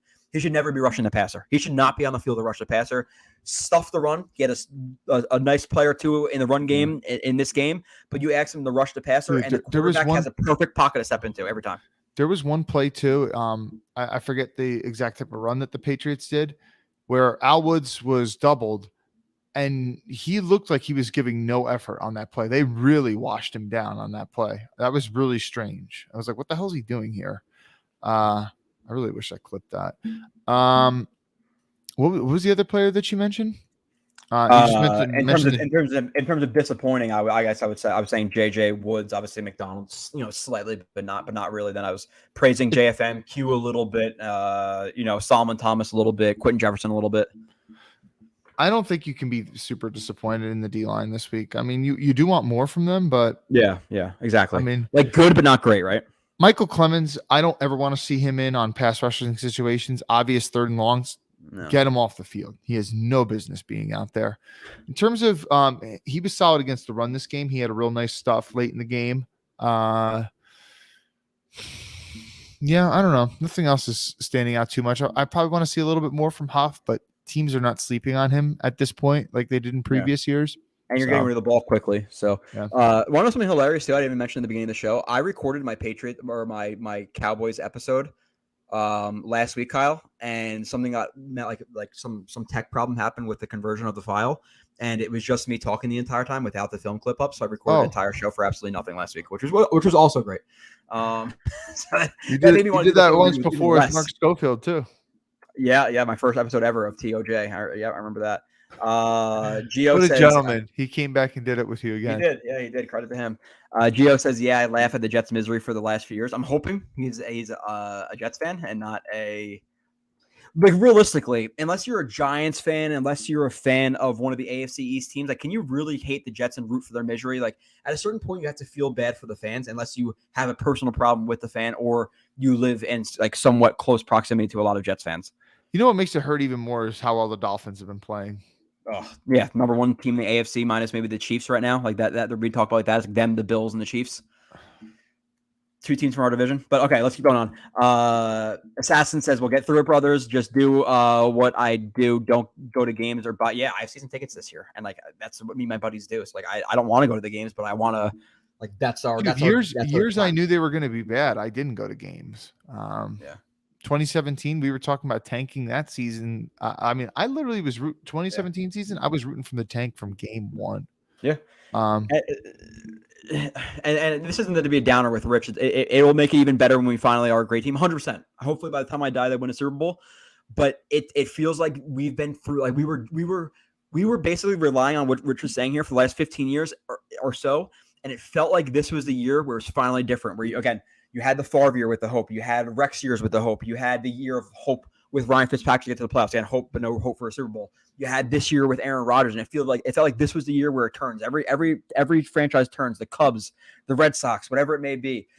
And there's a part of like a reason why streaks extend. Like this might have been the end of it, and this is what's going to take it from 50 years to 60 years to 70 to 80. Like this could have been this could extend another 30 years realistically, right, Kyle? Like teams only have a chance every few years. And some, I have a question. It could be 30 years. It could be 30 question. years. So are the Jets, when you consider the fact that teams like the Texans and the Jags haven't been in the league not nearly as long, the Jets have the longest streak of not being. I know they currently have the longest playoff drought, but do they currently have the longest streak of not being to a Super Bowl? The Jets? Yeah. Not being I don't think I know so. Some teams never even made the Super Bowl. I know that. I'm just saying they haven't been in the league as long. Yeah, I don't know, honestly. If you had to like tell me the teams it's been a longer drought, I don't know. I can tell you we're the most losing or we're the longest playoff drought in all of sports, and that's what matters right now because that's since I've been a fan. So that's pretty depressing, at the end of the day. So, and we've been covering it for, Kyle, we were talking about this before the stream, but I've been doing podcasts for 10 years, 9 years, at this point, like started off a little one Jet Nation Radio with like 10 people listening, whatever it might have been. And, built JetX and whatever with Sabo and Nani and all those guys and the great work they do. But we've been covering absolute garbage. Like and that's what I said at the beginning of the show. Like it gets boring. Like it's boring to watch the film at this point. Usually I'm excited, but it's hard to get excited about this. Like, how do you do it? Dude, imagine if you were a Dolphins fan and you watched this 70-point performance. Like you'd be so giddy right now. Well, and in the Rodgers review, like I remember talking about, like it's gonna be so nice this year, and it's been so nice this offseason to watch Aaron Rodgers versus Zach Wilson. And the only Rodgers film I got to watch was with him in a Green Bay Packers jersey. Like I didn't get to watch it with the Jets. I didn't get to be there for the big games. You did get to see the victories, the holding the flag, the 3 touchdown passes, 350 yards, no pick game. Like I didn't get to see that. So, and I might, when's the next time I am? It could be 30 years. It could be 40 years. Again, this could have been the year, and there's a reason streaks happen. How long was the Cubs streak? 70 years, 60 years? Yeah, I knew it was many decades, but I don't know. Joe, tell us how you really feel. I think at this point, Kyle, I don't think we're ever going to hold anything back, right? Fellas, this isn't even fun anymore. Bashing Wilson truthers. It's week 4, and I'm already exhausted. There's no point. Like, there's certain conversations I won't have.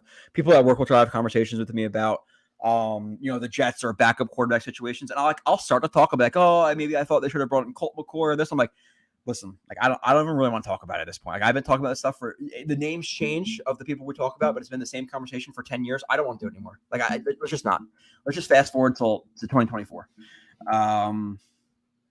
It does. Hey, listen, when you know your team sucks and you don't have faith in them, it does really soften the blow that you get from other people when they want to make fun of you for being a Jets fan. But I'm sick of doing that too. Like I've been doing that for a real long time. Like there've been like entire seasons, 2017, 2020, where I rooted for the tank from like the beginning of the year. And 2013, 2014, we were rooting at the end of the year. It's like, do we want to win a game to get to 6 and 10 or 7 and 9, or do we want to lose that game and get up to the 8th spot in the draft? Like it's been like that. It's been like that every single year, Kyle, minus 2015. Even at the end of last year, at a certain point, like, do we need to win this Dolphins game? Because why? It's like it doesn't mean anything.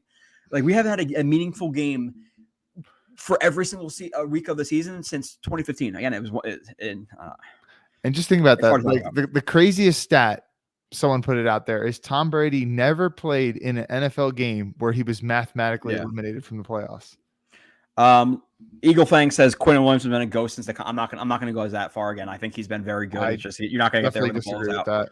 Yeah, Dak Prescott got the ball out in under like 2 seconds, whatever it was. Mac Jones got the ball out extremely quickly. Now, do I think? I said it before. Do I think Q is a top 3 defensive tackle this year so far through 3 weeks? No, but I think he's a top 10 defensive tackle. Yes, so he's playing good, not amazing. Been good, definitely. He's been good.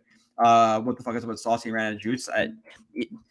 Last week, bad game for Sauce. This week, Kyle, I thought he played. He wasn't really tested a lot. A lot of the stuff was over the middle, tight ends, all that type of bullshit. But I don't think he was bad. There was one pass that was one play on to third Kendrick down. Bourne, late like in the curl game, or whatever it was. Yeah.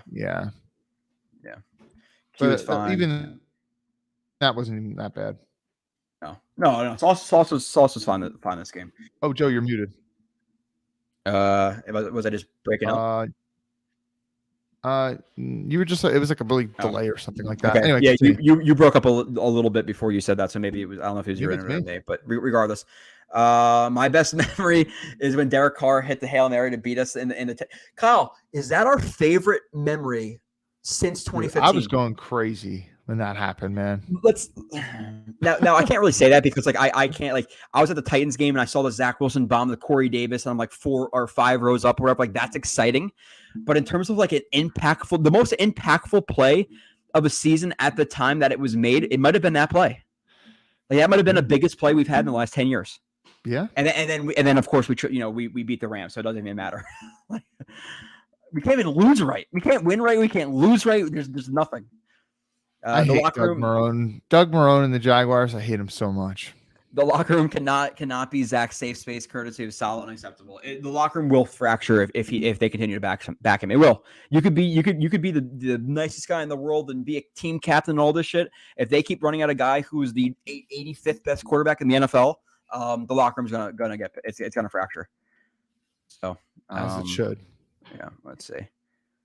Honestly, missing out on T-Law, dude. I remember texting you almost every single every couple of days, texting Nania pretty much every freaking day on Slack and being like, "Well, they're not going to lose this game, and they should lose that, and what are the chances of this, and the percentages if we win this game, and this team played that team this week. What is their win percentage at if we get 2 wins?" It's like I remember talking for so long about the schedule and wanting to lose for again, and then that happens, and then Rodgers, it's just wow, just wow. We could write a book about the Jets, just horrors of the last 50 years. Actually, obviously you can.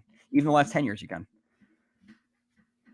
Sadly. Joe's camera, yeah. The black scratch has been gone for at least a couple of weeks, if not like a month or two, right? So Bath Salts hasn't been here for a minute, or he just hasn't seen another strange thing. I don't understand that. It's just gone. It just disappears. I told you it's a scratch. I don't know what exactly it is, what happens.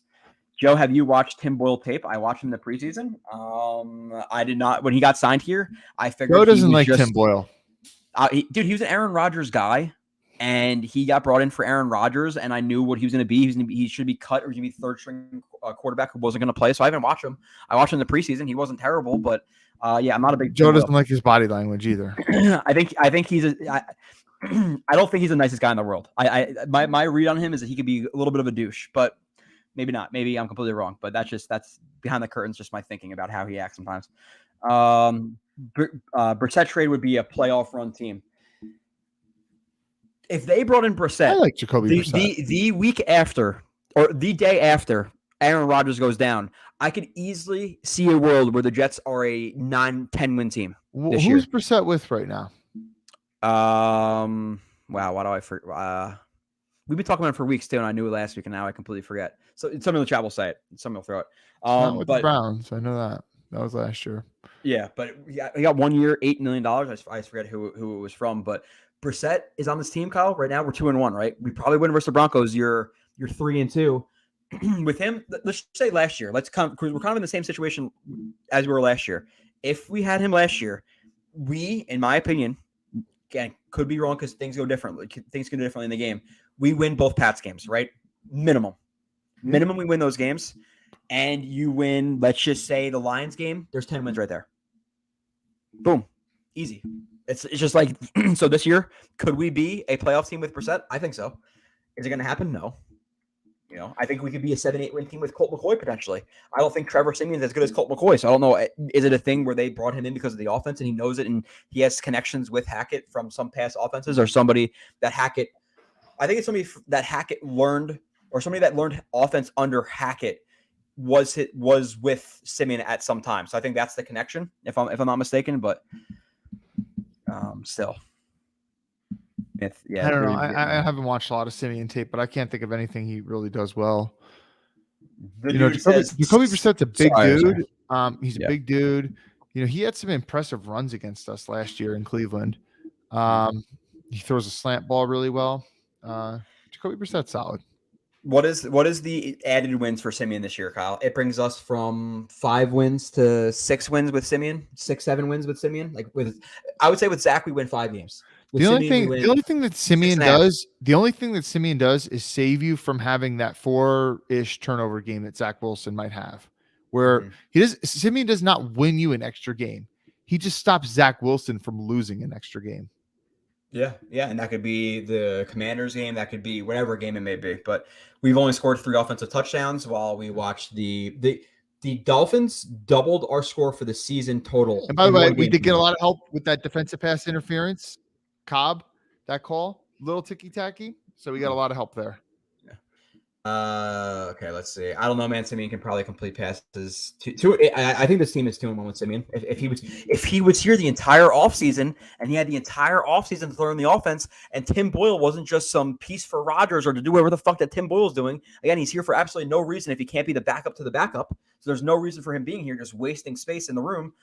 He was here, but Siemian was not because of whatever reason, because the Jets just had blind faith that 38-year-old Rodgers would never get injured. They'd never need a backup quarterback. And instead of having the smart plan and redshirting the entire year, he's the backup quarterback when they could have signed Siemian in May. Again, it would be a very disappointing move in May when you could have brought in Minshew or one of the, Minshew, McCoy, Dobbs, whoever you want to bring in. No, it would be a lesser than all of those guys in Siemian. But even at that time, I would have thought it was like an okay move, right? Like if this move was made in May, I would still be very disappointed in Simeon, but I could tell myself a story where, okay, at least it's a guy who, what is Simeon? The sixth, I don't want to, it's hard to quantify. Is he the 54th best quarterback in the NFL right now? It's better than. Let's not forget 80th. that we played a game against them last year. He started for the Bears when we played them. Yeah, and they had nothing. At least he scored 10 points against the Jets defense that game, or it was 10 or 13 points. They walked right down the field and scored a touchdown, didn't they? They did.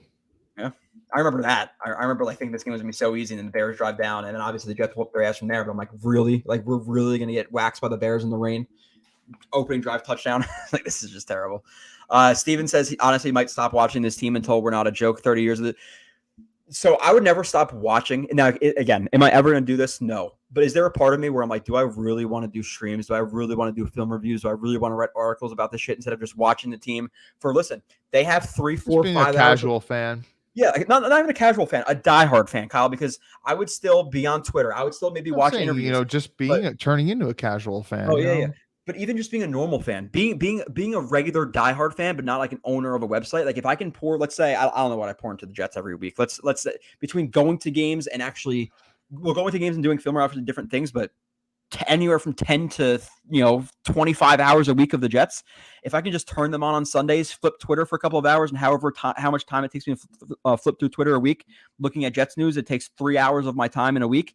3 hours of scrolling through Twitter and 4 hours a week, 7 hours of the Jets instead of 25 would feel much better sometimes. I would much rather invest only 6 or 7 hours of the Jets a week than I am right now. But unfortunately, I'm tripling that. So, 15 to 20 hours of the Jets a week, Kyle, is plenty of enough. It's being jammed down my throat at this point. Okay. Yeah, live Eagle fan. We're talking about him reacting to a very last second thing and it going off of his fingertips. I'm not going to kill Randall Cobb for that. Like we have to be realistic about does he even see where the ball landed? Number one, and number two, you have no idea how it's going to bounce. He just got his fingertips on it. And he held himself fully accountable for it in his post game interview. So listen, Cobb. I mean, Cobb had his fair share of not so nice moments in this game. I saw Michael, put on Twitter that, maybe Garrett Wilson goes for a long touchdown if Cobb makes a good block on the one screen to Garrett Wilson. Yeah. Okay. Cobb did have one nice play in the red zone where he converted for a first down, but yeah, he should not be your third option for sure. Okay. Can we talk about how average JJ looked as a Russian? Average? No, it's not average. It's not average. It's a compliment. And it's just so funny too that we're already being negative, but we've been more negative on more people than on JJ and Clemens, and we're just kind of saying we don't want to see them on the field as much as they're on the field, but we question his pass rushing since college. Again, I like him as a player. I think if he's a guy who's a good edge defender, because that's what he is. And he's a guy who can get you 5 or 6 sacks a year for a first round pick. You take that, like realistically, right? Obviously, a lot of first round picks are a bust. But if I can tell you, hey, Kyle, I picked 26, 27, you're going to get a plus edge defender and a guy who's going to get you 6 or 7 sacks and be an effort guy. It's not something you'd necessarily be thrilled with, but it's not a bad pick either, right? And you're telling me he got Carl Lawson, where maybe he doesn't always convert into sacks, but he gets lots of consistent pressure. Dude, sure. Yeah. Not even that, Calvin Pace. He's a Calvin Pace level player in his prime at 27th overall, whatever he is. That's a win for what picks are typically, right? But still, obviously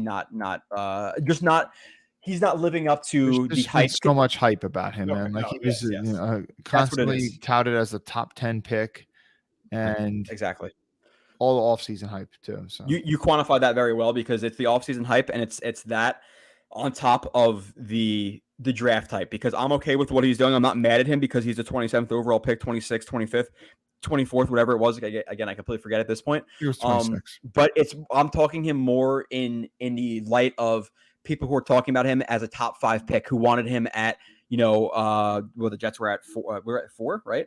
At 4 over Thibodeau or Sauce. There was people who were talking about JJ over a lot of people. Top 10, they wanted him at 10, and we were like, no. Sauce. They're like, oh, Jets don't value corners in their system.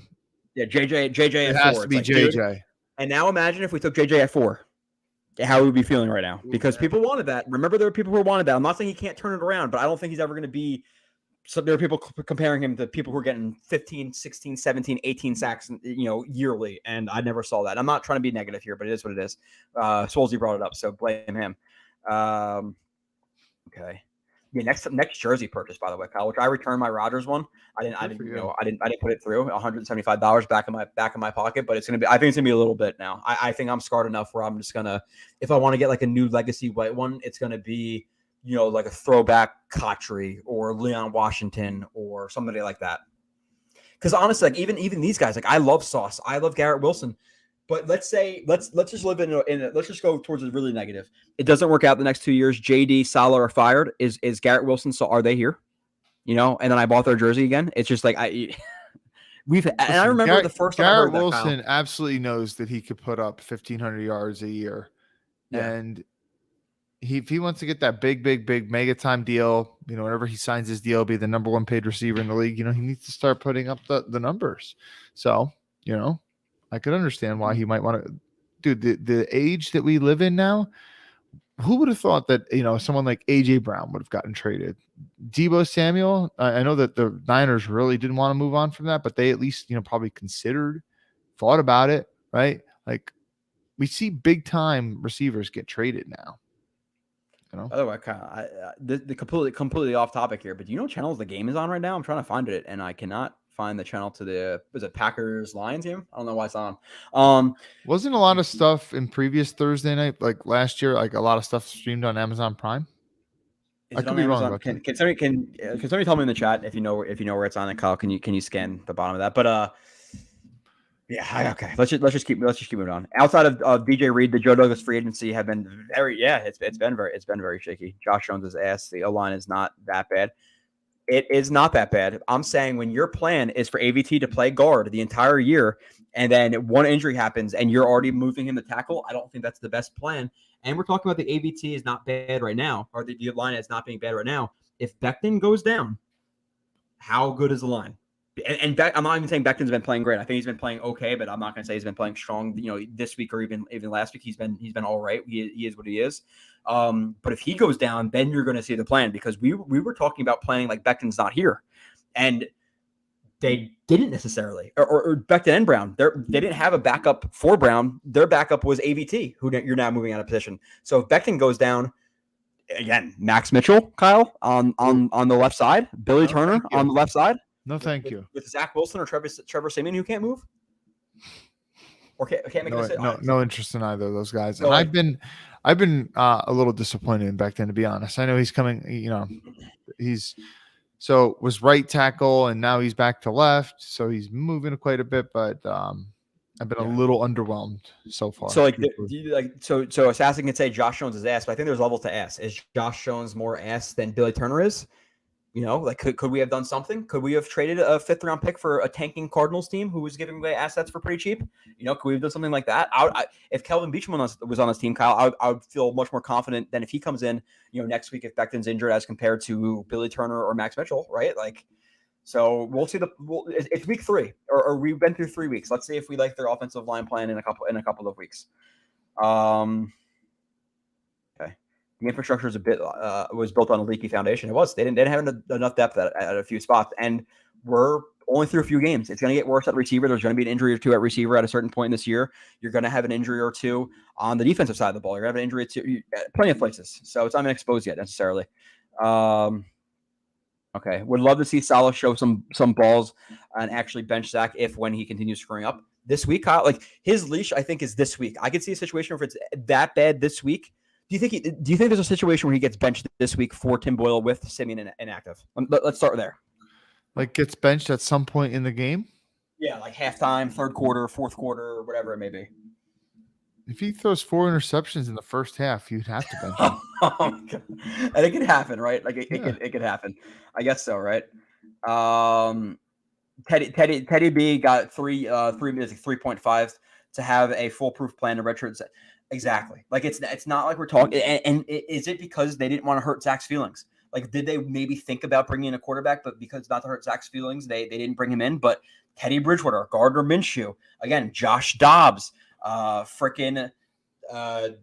who you already said Minshew, Brissett, somebody like bring in somebody. It doesn't even have to be a stud, but Case Keenum. It started with Case Keenum for the entire year. I feel more comfortable. Just somebody who can run an NFL offense and hit wide open receivers, which Zach Wilson cannot do. Again, there were some signs of it. The Cowboys game, we saw the movement in the pocket. We saw some better accuracy. We saw some more confidence, stepping up and throwing through pressure and stuff like that.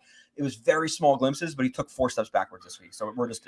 And listen, he had probably like maybe 3 nice throws this week. I mean, the honey hole shot to Lazard, the one play on the bootleg moving to the left to Uzama, the one play where a lot of pressure in the inside of the pocket, boots out to the left, hits Conklin, moving to his left. There were some nice throws, like, and even Tony Romo was kind of gushing over his ability to throw the football. And he has been more accurate, and he hasn't had a lot of those dirt, like, he dirted the football here. Or, he's been taking off a little, like, some of the short intermediate throws, he's taking a little heat off the ball sometimes.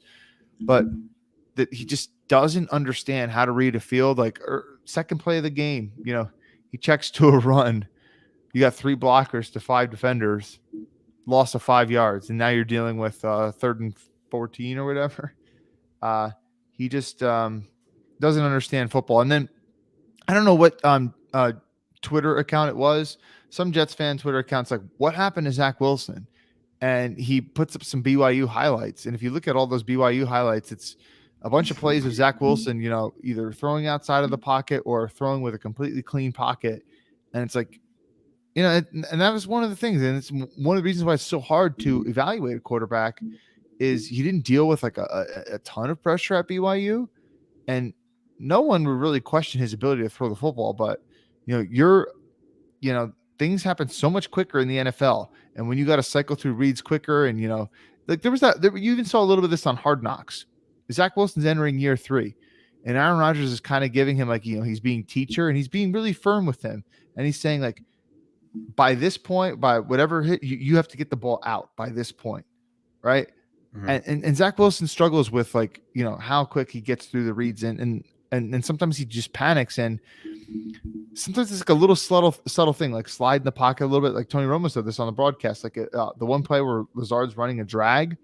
If he slid just a little bit in the pocket, just a little feel, you don't need to be athletic to do this. Slide to your left a little bit. Lazard is eventually coming open, but he never saw him. It would have been a first down, fresh set of downs. Anyway. So we pre-show, we're like, okay, 8:30, 9 o'clock, the latest. So I think 9 o'clock, I'm going to try to lightning round the crap out of the next hour of chats. And Kyle, really quick with the game, right? Like, just individually, 1 word or 2 for every player. Zach Wilson, ass. Running backs, disappointing overall. Dalvin Cook hasn't made a guy miss 1 time this year. Bravo, Nick Bawden on your touchdown run. Tight ends, whatever. Offensive line, Becton, at least he's healthy, but still obviously hasn't been ideal. Tippmann, good job at right guard. Left guard, Tomlinson hasn't been great, but he hasn't been terrible. He's been, okay. McGovern, not great, but still not as bad as Dallas this game. And then ABT at right tackle did a good job. Receivers, Garrett Wilson, playing pretty well. Obviously slipped and stuff. He's not really involved. A little Elijah Moore taking a play or 2 off. Saw a little bit of it. Oh, there you go. And then you had Lazard, who had a drop or 2, and there's, I think it was at least once or twice this game where he didn't fight back for the ball. Cobb isn't getting open, so not really much else to talk about from the offense. And I ran through really quickly, Kyle, but do you want to throw some extra words on any of the players? Yeah, lightning round. Defense line, we talked about. Linebackers, Quincy Williams has been better, definitely better this year. People are talking about like pro ball, all pro level. Last week there were some hiccups. This week there was a hiccup or 2, but overall better. Definitely better. Let's temper the whole Ulbrich thing, where Ulbrich said, I think he should be in the conversation as one of the best backers in the league. Let's really, slow that down. But he's been a lot better. Mm-hmm. Mosley, slower, looking slower, not in too many bad positions this game. He had a flub or 2 last game, but he looks a little bit slower, but I haven't really noticed him in any like terrible ways. Safeties, Amos got beat that one time, and I forget what the route was. Whitehead, I didn't really notice it. I skimmed through the film this week. Corners were fine. Again, Sauce got beat the once on 3rd down. Still, it was 1 play. Reed got beat on 3rd and 12. They both do the similar thing where like they tend to just give guys the outside sometimes, where I think it's a coaching thing where they like to almost like stick inside and shuffle towards the sideline. They both do the same thing. Yeah, that was annoying. But if you watch on that play, Sauce plays it the same way. So I don't know if it's an Odin thing and how he likes to play the routes or how they like to play certain coverages. But I don't love the idea of it because they basically give guys the sticks. If you're going to shuffle, if you're using a shuffle technique, it's going to be very, very, very hard to match a well-timed throw and out route. It's almost impossible if you're giving them that much room on the sideline and you're like heads up to over top or inside leverage. It's never going to work. So I don't understand why they do it.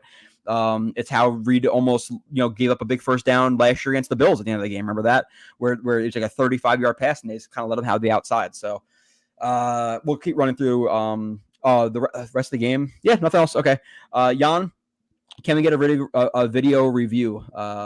Lol, see you soon. I guess he's going to be at the game. Jan, I don't know if you're going to come and watch some of the 4:00 games and have a beer or two at the tailgate. But if you do, you're obviously more than welcome, and you know that. Appreciate the $20. A video review, absolutely not. Maybe next year. Maybe an extra super chat I will. But I'm kidding because I didn't clip one play. Snickers to boots. Still going to Vegas. Worst investment into this team. Buying third row end zone tickets. Surprised I haven't OD'd from this team. Being Snickers to boots. It sucks, man. The amount of money I poured into this team from going to games, buying beer, plane tickets, hotels, eating at restaurants to be away to support the team at away games, going to Dallas, going to another 6 or 7 games this year. Yeah, it's a waste of money. So no, I do not think I'm going to waste further money on Vegas. I'm sorry. I would love to meet you out there and have a beer or 2 or 5 or 8. I don't think I'm going to be dropping a grand or 2 to fly out and watch this team. I barely want to watch them now at home. So. Yeah. Okay. So moving on, Kyle, and then we'll get into the Chiefs game for all of 4 seconds. Let me see. Trevor is bowling out. It's his team. Oh, you're talking about Simeon? Hey, whatever. He's had like 11 touchdowns and 4 picks or something like that the last couple of years, but I know he did pretty bad in the preseason. So I don't know, Kyle. We would be excited. Is that really his stat line? Dude, Kyle, it's been something like that in the last couple of years, but. And I could be wrong, to be completely honest. We would be excited with 15 touchdowns and 7 picks. Like, legitimately excited. If he threw, like, 1 touchdown a game and just a pick every game. Or every other game. 15 touchdowns, 7 picks. We'd be legitimately excited. That's how bad it is. I will not be legitimately excited, but I would be... That's a good year for us. I mean, I guess I'd take it. It's a good year. Like, if you could sign up right now for I don't know, 3,100 yards, 15 touchdowns and 8 picks from Trevor Simeon, you're signing the dotted line right now. I guess, but I also said I don't care for 7 wins. I'd rather have 2 wins. No, I know. Trust me. I get it. We had another $10 super chat, I believe, from Nose Kills, which we appreciate. Driving from Niagara back to NYC, been a fun trip. But what a crap game to come and see. Also arrived late, but couldn't find you at the tailgate to give you the Jets baby socks my sis knitted. Oh, that's awesome. Oh, so you did. So you came driving back from Niagara, driving back to Niagara, back from NYC. Okay. That sucks, Nose Kills. You got to either mail them or save them for the next game you come to. I don't think you're going to drive down from Niagara for 8, 9 hours, 10 hours, whatever that is, to go to a Jets game. But if you can send them, that'd be fantastic. I really appreciate it. Thanks, Nose Kills. Very generous. Yeah, driving that long. I think it took me 10.5 hours. No, maybe not 10.5 hours. Maybe I think it was 8.5 hours to get to Niagara Falls with the Canadian side. Yeah, I appreciate it, Nose, because I really do. If you want to send them to me, obviously, I don't think you have a purpose for them unless you're having a kid or something like that. But that's awesome. Pre-game count, tank for Caleb. Okay, let's run through, Kyle. By the way, we'll sign me up for tank for Caleb. It's not going to happen, but yeah. At this point, I know that we're investing into Rodgers next year, but Rodgers next year for 1, potentially 2 years. Let's say if everything goes right, or Caleb Williams for the next 15. Yeah, I'm taking Caleb Williams. I'm sorry. I think every single fan would. Seems like every week I see him just make some kind of like improvisational, just insane play off script. Although I don't understand the whole painted nails thing. Though. That's a little odd. For who? Caleb Williams. He paints his nails. Oh, I've seen something else like numbers and stuff or whatever. It's not necessarily my thing. But talk about the Chiefs game a little bit, and we'll run through the rest of the chat and stuff. Did you see the Chiefs player? What's the silly take? I don't know. I just put it up. Do you remember exactly what you were talking about it 50 minutes ago? That's the problem. I feel like I always say silly things, but whatever. Yeah. Whatever your silly take was, we can always go back and say, but yeah, I gotta know what channel this game is on. The Chiefs player laughing at the Jets offense. You saw that today, I'm sure. Okay, will he get? Yeah. Where they basically asked him about the Jets offense, and he basically said it seems like they panicked after the Rodgers injury and they want to run the ball a lot, and they tried not to laugh and say Zach Wilson just sucks ass and they're terrible. That's basically what he wanted to say, and he can't say that. Like teams are literally laughing. I want to watch the clip again, but I did hear about it. Yeah. You know what? I think you said this on X, as we're saying it nowadays. We didn't. Never agreed to that. I think that you said that people were trying to put a different spin on it or whatever. So it seems like you believe that he was actually kind of subbing the Jets. But hey, it's up to the Jets to use it as motivation, right? Like, what was it? What was the tone of everyone was saying during the Rex Ryan era? Don't give the opposite team bulletin board material, right? And shut up. Stop guaranteeing you're winning Super Bowls. Stop, talking all this trash. You're just going to fire the other team up. A comment like that, I didn't see the comment really, but if that's indeed what he did, holding back his laughter, that's bulletin board material right there. Dude, you can't use it as motivation. Like, there's got to at least be some. Kyle, can you share your screen? Bring up the clip. I'm sure you can YouTube the clip of Willie Gay laughing at the Jets. Like you should just watch it because it really is bad. I will try to do that. Dude, in the meantime, you can. Dude, he gets asked the question. He gets asked the question. He pauses. He said that's. Oh, sorry. You paused a little, or you lagged out a little bit. He gets asked the question. He pauses and then he answers it, and he's like, "Oh, that was a tough. That was a tough question. Like asking just about the Jets offense, like what you've seen from them." He's like, "Whoa, tough question. What have I seen from the Jets offense?" Like that's a hard question to answer, but we're at that point. And he's trying to be nice, but like just his reaction to the question. He wasn't trying to be an asshole. It's nothing that he did. It's his reaction to the question that should be built in board material. We are so bad. People are laughing at us. So yeah, if you could pull up that clip, that'd be great. Okay. I think I found it. But anyway, go to the next chat in the meantime. Okay. Lionheart's or Eagle Fang says 25 touchdowns and 8 picks. When's the last time we've had anything remotely close to that? Ryan Fitzpatrick, 31 and 12 or 14, 13, whatever that was the closest we've had to that. And that's pretty much about it. Here, you got it up, Kyle. Let me know when to add it. I'll add it when you're paused it good. Okay, hold on. Can you hear it now or do it? No, now? I have to add it. You said to rewind it to the beginning. Edit. Okay. Can you play it? All right. When you look on tape, what are you seeing from Zach Wilson and their offense? Damn. That was a hard question. I can't lie. The team that want to run the ball, of course, man, not that wasn't, to be funny or anything, but A-Rod got hurt and it turned into a team where like in panic mode almost. That's what I see at least. And they got great running backs. So now they're just trying to pound and ground. Like they did, what game was that? Who did they just? I don't know if they won or not, but I feel like the running back's been rolling. So, like I say, 3 great ones. So, I feel like that's their game plan. Okay. So, brutal. Yeah. And like he tried to he couldn't he was lying so much about the ground and pound. He called it pound and ground one because he was already lying and thinking about the lie. He was thinking about what he was going to say, and he couldn't even name the game because he was just trying to be complimentary because he knows who Dalvin Cook is. He knows who Breece Hall is. So he's saying like, oh yeah, they're good running backs. They ground and pound, but he doesn't know what game they were dominating in because the only big time runner, big game they had with the running game was what? 1 or 2 plays from Breece early in the Bills game, and then that huge run was like 67 yards. That's it. That's been the running game. Because like last week, we talked about again, plenty of things. The offensive line definitely played better. Credit to them. I think this is the offensive line they should stick with for at least quite a while, in my opinion. They played better last week. But it's hard to run against the Patriots when they're stacking the box with 8-9 guys every time you're running on first down, and they know their tendencies. Like so.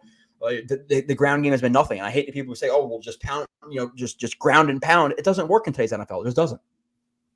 Not if you can't complete a 10-yard pass. It's just never going to work. Of course it won't. I mean, there's a reason why, teams stack the box, and there's a reason why your running game gets so much better when you can actually throw the ball. Yeah. So Larry says, wasted year for Garrett Wilson. He might request a trade this offseason. They must draft a quarterback next year and have him sit behind Rodgers. Okay, so quickly with this, Garrett Wilson's not going to request a trade because Rodgers is coming back, and he's going to take that third year with Aaron Rodgers because he'll take that. Could you imagine if they got Caleb and he sat for a year behind Aaron Rodgers? Bro, that's elite stuff right there. Like that would just be the turnaround of all turnarounds. But he's not going to, because how many situations is he going to go to where the guy's gonna be better than Aaron Rodgers even for just that year? So Garrett Wilson's going to be here. Now, with that being said, again, I don't even want to think about this right now. We're talking about September, Kyle, but quickly right now with the quarterback situation going into next year, if you had a crystal ball, you're looking forward towards August 25th of 2024. What is the Jets quarterback situation? Aaron Rodgers, who, or what? So obviously Aaron Rodgers is the most realistic and hopeful one. Who the hell's the backup? I have no idea. Maybe Zach Wilson at this point, right? Like if you gave Zach Wilson this chance, he fails again. There's no way you could trust him again to do something. So you have to get Zach Wilson's traded in the offseason at this point. Could you trade him for anything? Like, who'd want him? What was that one trade that happened in the NFL? I don't know what it exactly was, but they basically traded like a 2025 7th for a 2025 6th. So they trade up one round. I mean, listen, you got a conditional 7th, but you didn't actually get it from him. So, and Blake Cashman went for a 6th. So yeah, I suppose some team would take a flyer, but it just doesn't seem like any teams are at all impressed with him at this point. I don't know. Mm-hmm. Yeah, it's just like we've literally only had one good drive. Like going to the game and knowing you're going to see maybe one touchdown drive the entire game is just so disheartening. And thinking about how many we could have seen, it's just 33 points. The Dolphins almost could have doubled our score in tripled our score. Doubled our score in 4 quarters that we've scored in 12. 12 quarters to get to half of the Dolphins in one game. Yeah, man. One game. We're going to score 10, 13 points a game with Zach Wilson. It's 2023. It's absurd. What an embarrassment we are, my God. It's the worst in sports. The worst in sports. You guys think the Jets are done with moves at quarterback? Yeah. Like, what else are they going to do? Is Zach Wilson going to get hurt and Tim Boyle sucks too? He gets hurt. And what's the next move that would happen? I mean, listen. Joe Flacco? Joe Flacco is the most. You can't wait to the trade deadline to trade for a quarterback. Like, if you wanted to bring in some kind of legit guy who you think, okay, really kind of elevates and, this guy's a serious Ryan Tannehill, I think, is the most realistic one. Dude, I like Tannehill. I know you don't, but he's really sucked this last year or two. Like, he's really, like, you used to like him 3-4 years ago, and that's when he was a little bit better. He's really been falling off. And I know his offensive line sucks and he doesn't really have receivers and all that stuff. But if you're telling me right now, and obviously maybe it takes a week or two for them to trade him, but let's say you get through the next 2 weeks or let's say the next 3 weeks, right? You lose this week, you beat the Broncos, you lose to the Eagles, and it's the bye week, and you're 2-4. If you want, let's say that again, I haven't really thought about this, but the Titans offer Tannehill for a 2025 4th round pick. Do you take him over what we have? 100%. What do I see as a Jets fan? I see a situation where Zach sucks and then Simeon sucks. He comes in, he gets injured like he did, 4 years ago against the Browns, and then Tim Boyle comes in, he gets hurt, he sucks, and then they sign Joe Flacco. Like, I see Joe Flacco as the most reasonable guy right now. Realistically, if you had to bet on one quarterback coming in past the guys we already brought in, Kyle, it's Flacco, in my opinion, because the right thing to do would be to bring in a Ryan Tannehill type of player or whoever. Obviously Kirk Cousins is a dream for some fans, but we're the Jets. It'll be Joe Flacco. Will be the next quarterback added to this roster. That would be Kyle will have his revenge. It'd be so annoying. He's such a statue, and his cadence is so annoying. Mm-hmm. And then maybe he could prove to be a top 20 player on the roster. Okay, can you review the play of Zach Wilson sacking himself? So he did run into a guy and then fall down, but yeah, you don't ever want to just fall down. But no, I can't review it because I did not record anything. Stop, Joe. I don't know what you're talking about. What am I stopping? That was just from John. Am I being too negative? I don't know. That could be it. It's just it's pouring out of me at this point. Interception, Love rolling off. I didn't see it, and Love just got intercepted on a tip pass. Okay, Kyle. It's 9:02. Quick preview of the Chiefs game. The Jets are going to lose 31-13. I'm going to say that it's going to be 17-3 by about 9 minutes left in the second quarter. You're going to have absolutely no, and maybe even earlier than that, but you're going to have no hope for pretty much the rest of the game. And then the Jets will get like a field goal. It'll be like 17-6 early in the third quarter, something like that. And the Chiefs will score again and again. And then it's going to be about 30-6, and the Jets will get like a garbage time touchdown. So that's how the game's going to go for me. Sure. I'll say 30-10, just to not say the same score as you. 30-10. John says, can you name 10 teams that are positioned worse for medium long-term success than the Jets? I can't. If you're looking at just the roster and the salary cap space that they have, sure, but we're talking about plenty more than just looking at because then all you have to do is take the salary caps of all the teams and say, okay, well, the Bears with a lot of space are just as good of a spot as a team who's maybe building in the right direction with a good franchise who has less money. Like that's a very hard question to answer. But no, yeah, the Jets have sauce. They have Garrett. They have plenty of stuff going forward, but we could just as easily see these guys get fired, a new GM come in, and those guys get traded. So, you never know. I'm not looking towards the future at this point. It's just kind of, well, actually I am, Kyle, but I don't want to think that far into the future. I don't know where you're at. Yeah. I don't really care that much at this point. I mean, I do care, but you know what? Sometimes you get so excited for football and the next football season that you just want your life to go by. It's like, yeah, but I'm getting older though. So I want my life to go by quicker and get older in the process because of a football team. So I could watch maybe my football team be good. Whatever. Yeah. I'll cross that bridge when we get there. You want to just do one more depressing thing before we say goodbye? I only started Jahmyr Gibbs tonight because I thought Montgomery was out, and I just looked up Montgomery starting, and Gibbs has like 2 points right now. So just stack it up, Kyle. Any last words for the people? I wish I could say that. I wish I could say that things will get better, but I can't give you that guarantee. Sorry.